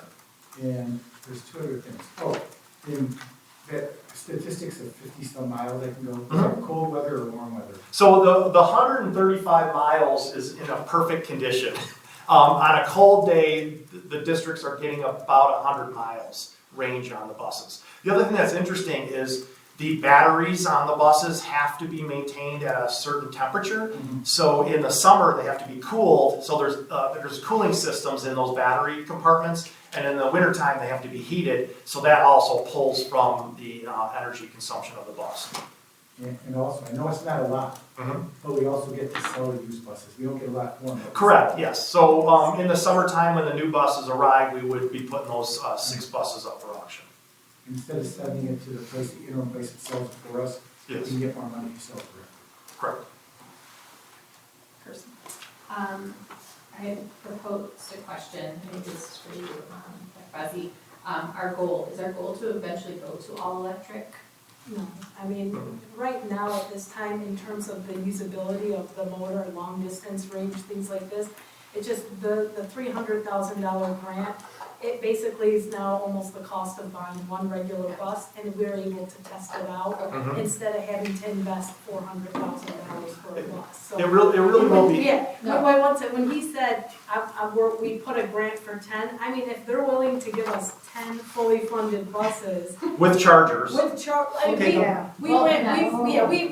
for the moon. We just said, hey, because at the end of the day, let's say after 3-4 years, it's not good. You can still sell the bus, and you're gonna sell it more than you're gonna sell it, say $200,000, and off the grant, you're still making money. So we don't say no to grants. If there's a grant, but no, we do not. No, I think we have to test it. Yeah, we have to test the one. And that was my point, because then you said $60,000 for the charger. Does that include the installation and knowing where it needs to go and what has to be connected to grids and all that? There's a lot to it, and this is our first one, so that's why that's what they're estimating it at. It's approximately that much. It depends because there's some that bolt to the side of the building. Those are cheaper. There's some that you have to trench through your parking lots and put it. Those are a lot more expensive. So they're kind of giving us an average, and they're saying that DTE will cover most likely half of that cost. That's fair. That was my question. Is 60 is our average? Is that here's 60 for just like plugger, and then you have to do all of But when we looked at it, though, they said that our infrastructure won't be able to handle the really big charger, so it most likely would be cheaper than that. We just wanted to put a cost in there so we have some idea of the exposure. Thank you. Deborah? Yeah, so just to clarify from my understanding, so again, we have a grant in hand for that one bus.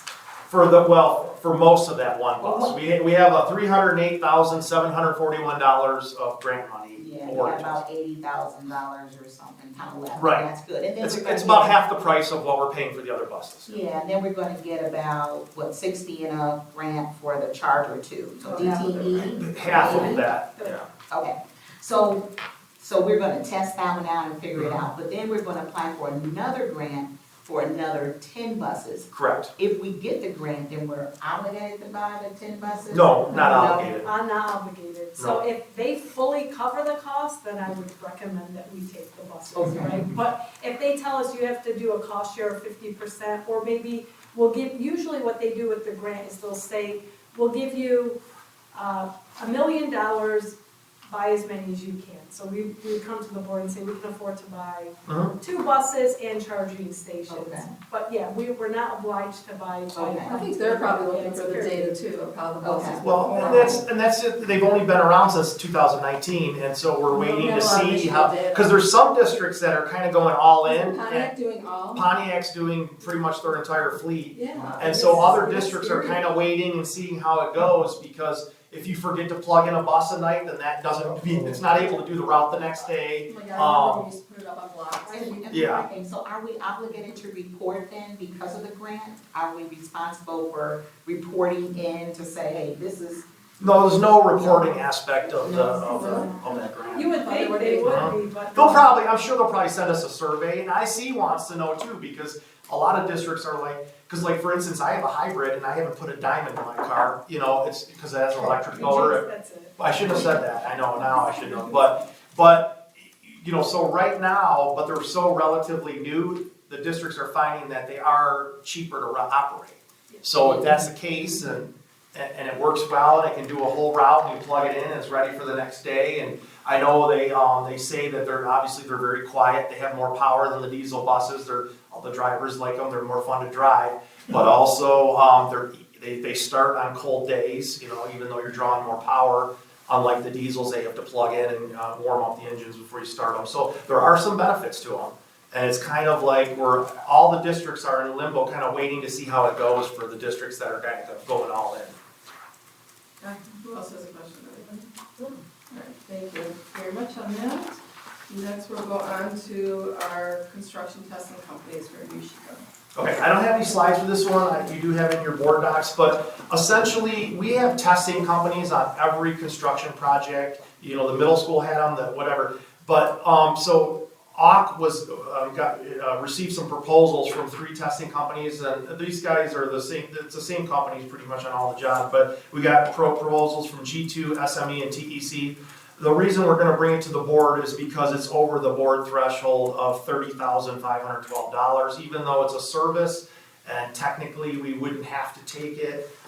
It's just hourly rates. The estimate of what the cost is going to be is over that dollar amount, so to be safe, we're going to bring it to you for approval. But we're looking at utilizing G2 to do the testing on the middle school. So this is like every time they pour concrete, they take cylinders and they cure those cylinders off to the side, and then they take them back to their lab and they crush them to make sure that the concrete's at the right PSI, compression strength. They test the footings to make sure that the soils have been compacted enough and meet the specs. They take their nuclear density testers and they test the asphalt to make sure it's the right. So they're basically it's ensuring that everything is put in per the specifications. So it happens on every job. It's just we're bringing it to you because it's over that threshold. I don't have any questions on that.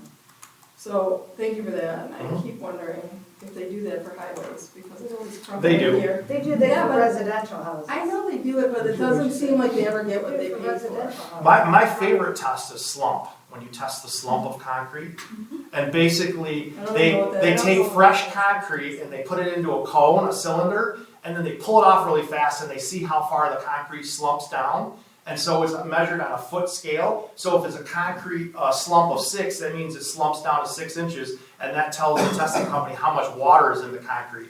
more water makes the concrete weaker, but it's easier to work. So for like flat work, they'll have a lot more water in the concrete so that they can smooth it out a lot easier, but it makes the concrete weaker, so there's a balance there. So they have to test the slump every time they pour concrete too. Very scientific. Jamie, only you would like Right. have a. I love it, yes. Yeah. I will take a picture of a slump test for you in the future. Well, it's good. That'd be my favorite It ensures that what we pay for, we're getting. Correct. Because you don't really see that. I just. Right. So, all right. So, Jamie, I just have to say this, because we have never had this position in our district before, where it was solely looking at everything facilities, and I just have to say that the amount of work that, and what you're accomplishing, and the capacity that you're taking on for doing all these projects, finishing up the 17, doing all of the redistricting, and all of the 23 plus the senior fund and all that, I just need to say that I couldn't imagine doing all of this work without you. I appreciate So that. thank you for that. I think And you're creative too, and you have fun with it, so. we're moving forward. I love that. I mean, you just don't just replace what we have, you always look at things to make sure that we use. We want to be the best. Go small. I just want to thank you for that. Okay, anybody else have anything? No. Who's Okay, plugging now- it next, Liz? Or you plugging it? Number 9 on our agenda is our Neola updates. All right, a couple things before we get into the Neola updates. Each of you have this at your table. This is basically a notice from Sherwin Law Firm, who's our district attorney. Basically, the federal court has vacated the 2024 Title IX regulations, basically declaring them unlawful. So at this point, Which we never accepted them. right, yeah. So basically, the 2020 guidelines is what everyone has to revert back to by law. We, as a policy committee, back in September, held up on adopting the 2024 because our schools were named through a group as, contesting those. It's not us contesting it, it's the group listed the schools, which was a viable way to get onto that lawsuit. I believe it was in Kentucky or Kansas. Kansas. So basically, we wanted to hold out to see what the court would rule and decide before retraining staff, switching over, and then potentially having to switch back. So policy committee made the right decision. It means that right now there's no changes required for the West Bloomfield School District because we never adopted the 2024 guidelines, and we've continued to operate under the 2020 guidelines. So that's, our existing policies remain intact, and that's good news. So I'm not saying it's good news either way, it's just we are able to stay. For workload. Well, we because it would have, if we had adopted them, we would have retrained everybody, and then with this ruling, we would have had to reverse everything. So, thank you to the policy committee for, thinking that through and not just, adopting the policy, as is. Your current policy update has 3 main areas. There's the normal September updates that came through to us. There's something called the EDGAR and UGG revisions, that's going to be part 2. And then there's part 3, which are other policy recommendations from our cabinet that were discussed at the policy committee. I'm waiting for somebody to ask me what EDGAR stands for. You wrote it in your. Oh, did I write it? Oh, okay, I wrote that surprise. Sorry, I'm so triggered, by acronyms. Okay, good, so you have that. Yeah. The September updates are, there's not a lot to it. We're obviously going to reject. They had an update to the Title IX, an update to the updated one. We will reject that because it's moot at this point. There's also policy with regards to mandatory CPR and AED training for our coaches. We already do that, but once this policy is, adopted, that will be sent on to our athletic director to make sure that that's included. There's also artificial intelligence policy that's integrated in. We've seen that change kind of the land of education, and Neola's making sure that they're keeping up with state and emerging technology. The EDGAR revisions are really specific to grants. They want to make sure that there's the proper management of grants, internal controls and procurement procedures. This is something that will be under the purview of Nancy Hoover. And this just ensures transparency and proper grant administration. So those are just updates to our current policies in terms of things that have evolved according to the law. There's a couple of policy that need to be done just from a district review level. One was brought to us by Eric Whitney with regards to drug-free workplace policies, which is 142201, and then the corresponding ones for administrators, for support staff, and for teachers. Right now, we only, like say we suspect somebody under the influence. Right now, we can only require testing for people who like operate machinery or drive a bus, those things. So basically, the policy should be consistent with all work groups. For example, if an employee is thought to be under the influence, if they refuse to get tested, it's assumed to be a positive test. Okay. So those policies now will be aligned with that. Eric, did I miss something? No, you're exactly right. Okay.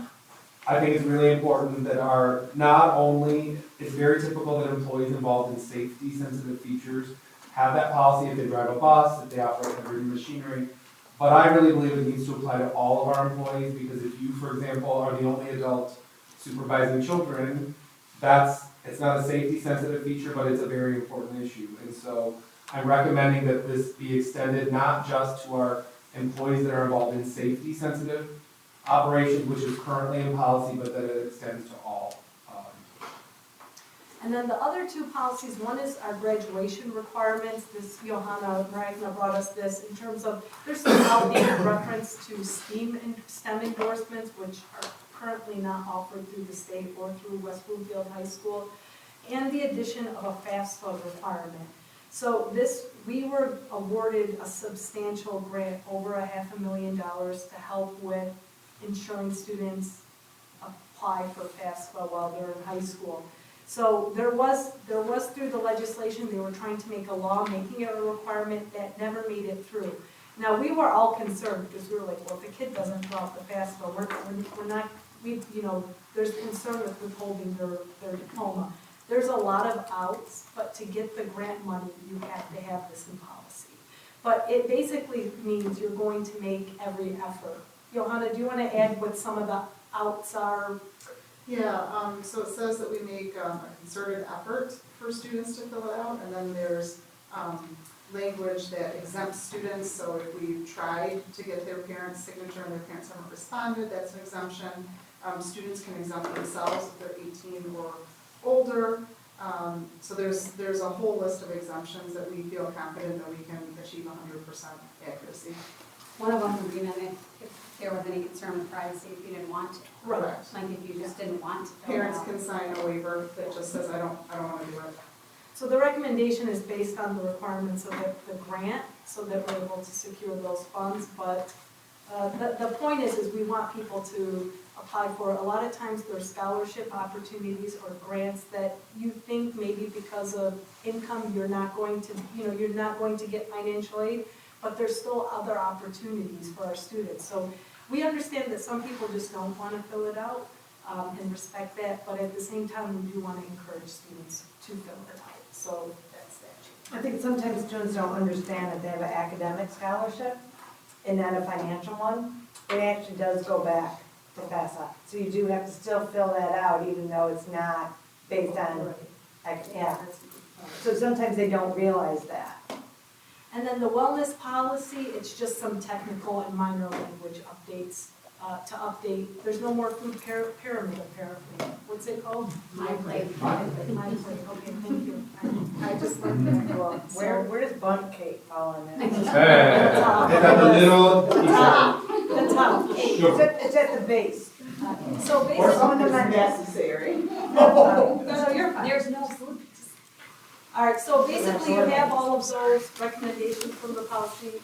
And if you have any questions, feel free to let me know. They'll be on review for the policy for first read and then second read at the next meeting, looking for approval. So, and I was on policy, but I keep going back to this 5,500. So will you just, put it towards Truman to make sure that, because we're going with the new language, just so everybody knows, with Neola policy language, Neola defends the language because they vetted it through their attorneys and that's part of our arrangement with them. But when you have a policy that you created on your own, they don't defend it.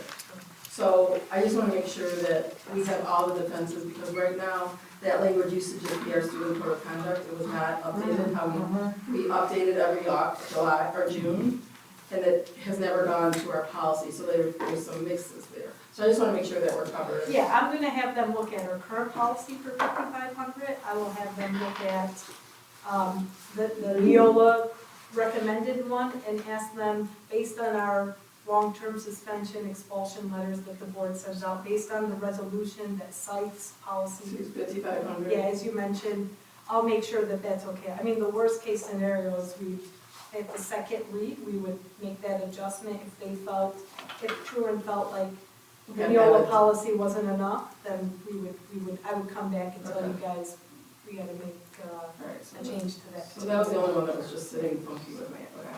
A quick question on the timeline. So is there a quick chart that tells us kind of the difference between 20 and 24, real quick way to say? I can get you something like that for sure. Absolutely. Had that at one point. Like, I when was that? Was it in the fall? It was in the fall. So I know there was something. It's all over the news. No, He did have something. Yeah. I just don't remember when that was. Me either, and I was glad to see, just a quick look. I'll tell you just quickly, just a couple of the major changes is off-campus instances of investigations. We were limited in 2020 to on-site, what happened on-site.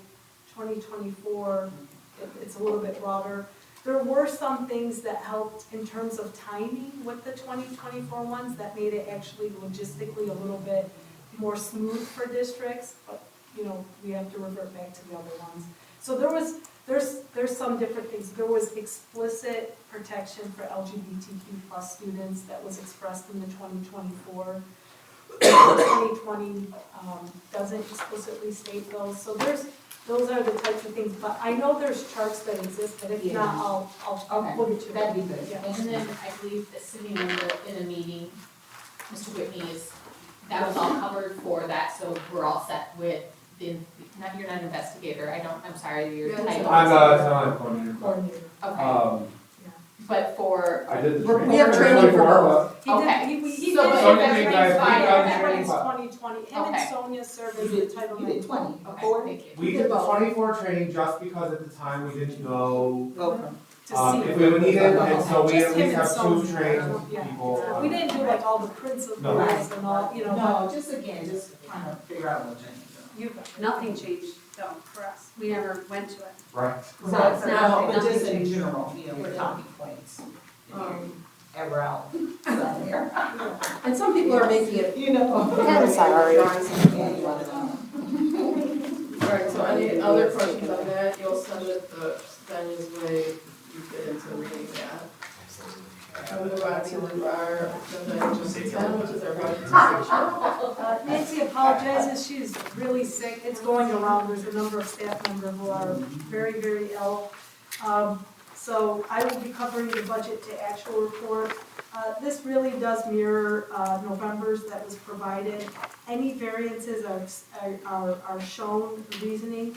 The reason why you see fluctuations like in A, it's basically the timing of the payments that we get, the tax distributions from West Bloomfield Township. Oh, stay at the time, yeah.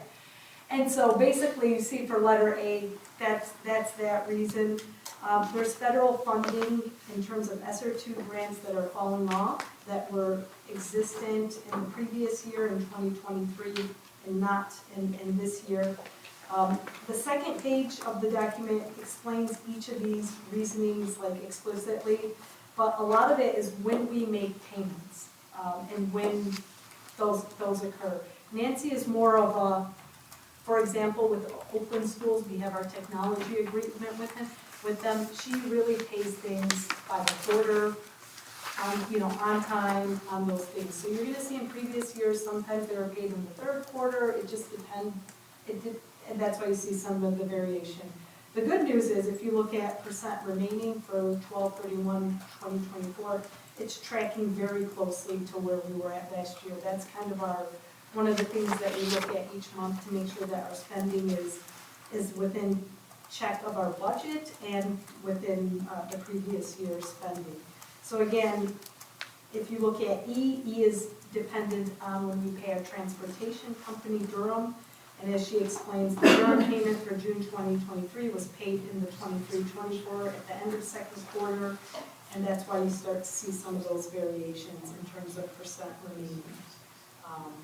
But all is looking good, and we will be presenting to you at the February study session, Amendment 1 for this fiscal year. It's gonna be interesting next year, because then Nancy will be with us a full year. Yes. And see, Yeah. like she would be paying it the same way. It would be the last year. Like yeah. last year was 200 people, so it's gonna be, I don't know. I'm nerdy that way. To see how that is. All right, so agenda item number 11 is our school board organizational meeting. Our board nominating chair, Dr. Hirsch, will take over. All right, as nomination chair for board executive positions, we have the following nominations. For president, Deborah Evans and Stacy Brickman. For vice president, Nelson Hirsch. For treasurer, Art Holdsworth. And secretary, Ashley Davis. So first, before, I'd like to know, are there any further nominations before nominations are closed? Okay, let me also say, does everyone accept the nominations for which Art do you accept? Ashley? Stacy? Yes. Okay, nominations are now closed and no further nominations will be accepted. Now, every nominee will have 2 minutes to address the board. I think we'll go in order of what I just said. Deborah, would you like 2 minutes? Oh, 2 minutes, thank you. All right, board, thank you so much for your time and attention. I am running for president of the board. I have a 3-point agenda. The first thing is going to be, for me, is data collection. So it's going to focus a little bit, the presidency or our board, to focus on data gathering, data analysis, and data decision making. I think that is really important for us to take out the additional conversation around data. There is a standard that other districts are using to provide data to their board to make good decisions. Some of our board members I know are familiar with that. I think that it's a good idea for us to have quantitative, qualitative, and comparable data when we're looking at information for our students and academically as well as demographically. So that's one of the key focuses of what I like to bring to the board. Also, in regards to board education, I think one of the things as we sit here as board members, we are volunteers, so we sit in this seat and we're volunteering our time. There's a lot of information that comes across that we need additional education on. There are avenues to bring education to the board through Michigan Association of School Board, through Oakland County School Board Association, and through our ISDs. Other districts are bringing individuals in to educate boards and to educate cabinet to say, hey, this is where we are, and this is what data will look like, and this is what we may want to see.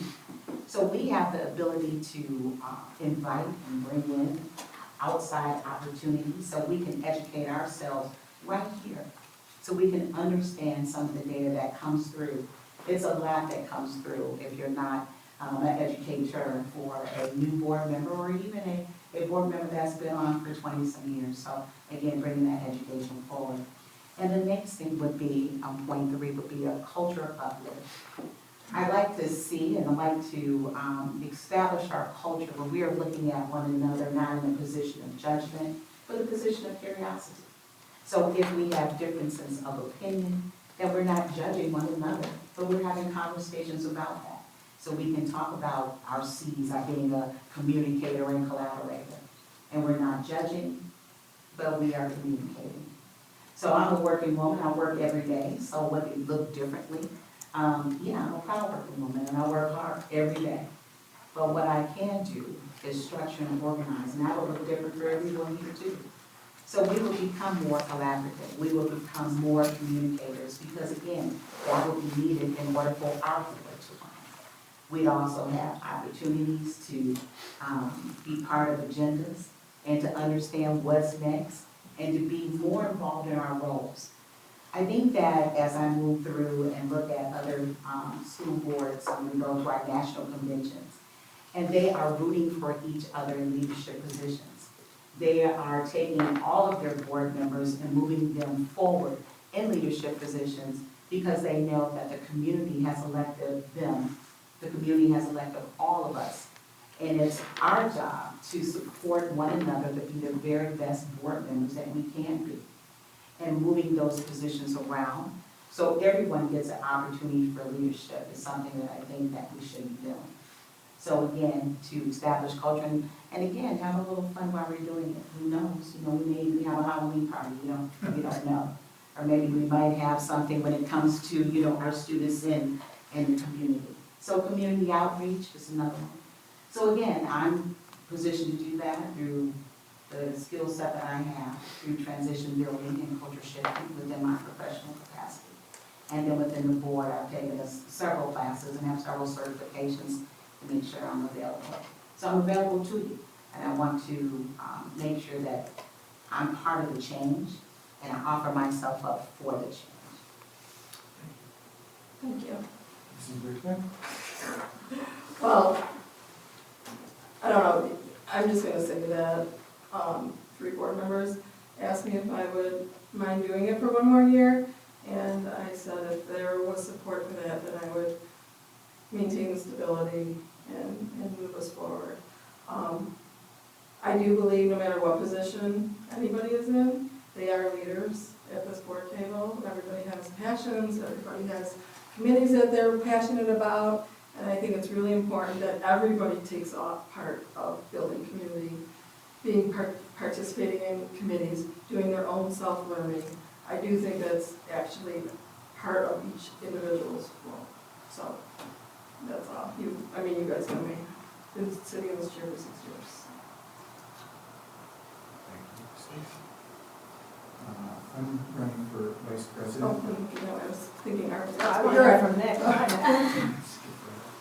And I'm honored to be on this board. I think we have a great board and it's getting better. I'd like to see it go in that direction. And I thank you for your support so far. And I really see when you talk to more students, I'll talk about the individual. So I will pass it to now Mr. Holden. Thank you. My background has been, my first position in Oakland County was Deputy of Management and Budget. I have a pretty good understanding of Fund Accounting. I know that that's not what we do as board members, of course, but I believe that any position that has anything at all to do with finances, like the treasurer position, should have that kind of background. As Deborah mentioned, all of us as board members should gradually try and move up into more and more positions of responsibility, because the existing officers, when we come in, are not necessarily going to be there long term. These are long terms that we have, 6-year terms. So I wanted to, after 2 years, try and take a step up if I could. I was asked about the treasurer's position. I thought I was a natural fit, and so I'd like to put my hat on that. Thank you very much, Art. Let's see, who are we missing? Mrs. Davis.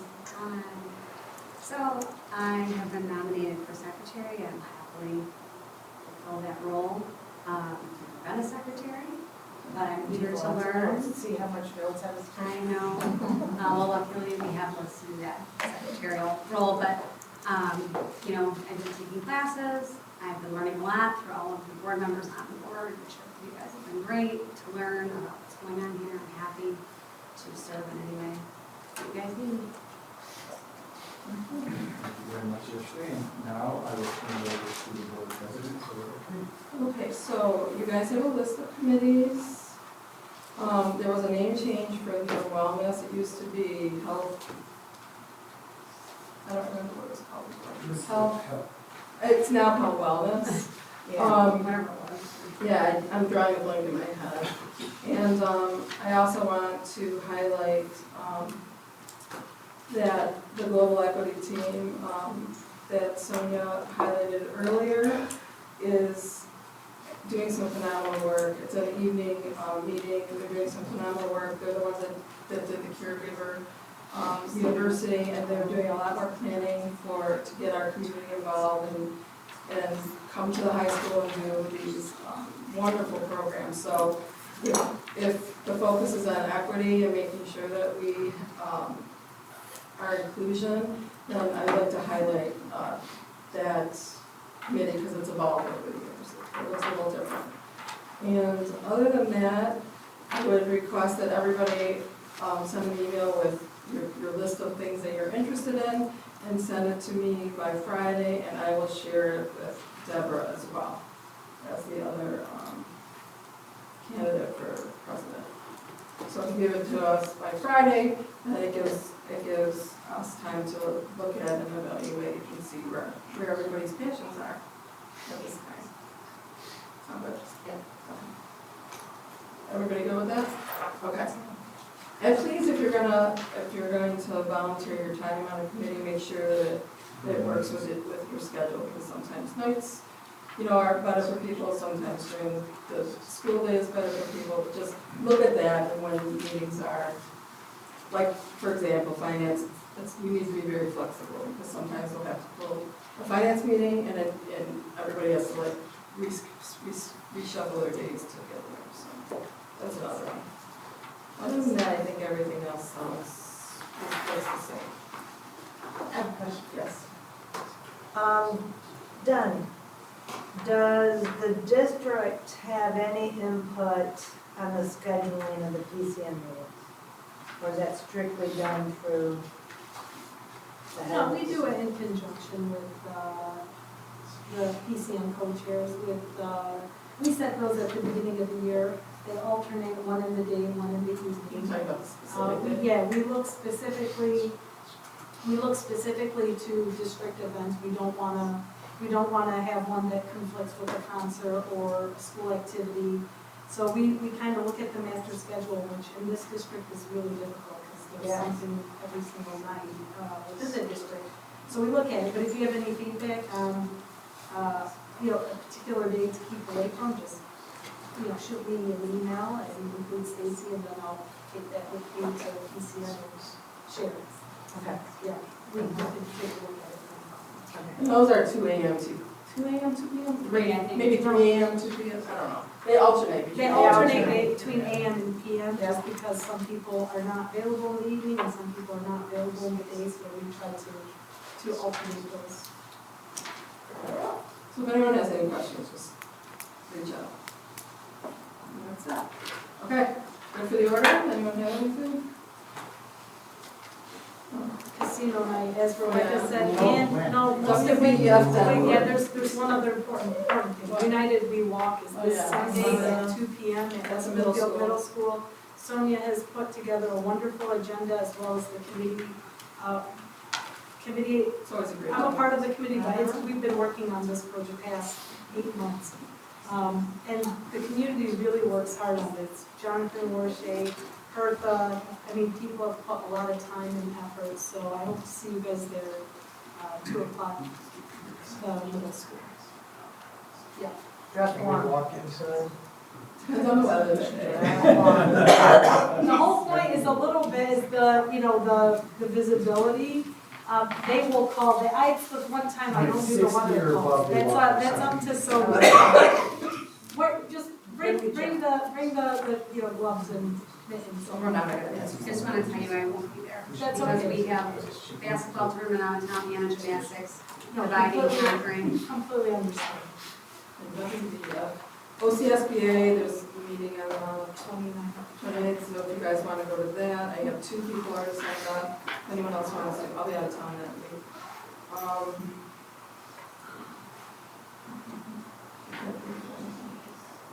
Anybody have anything else?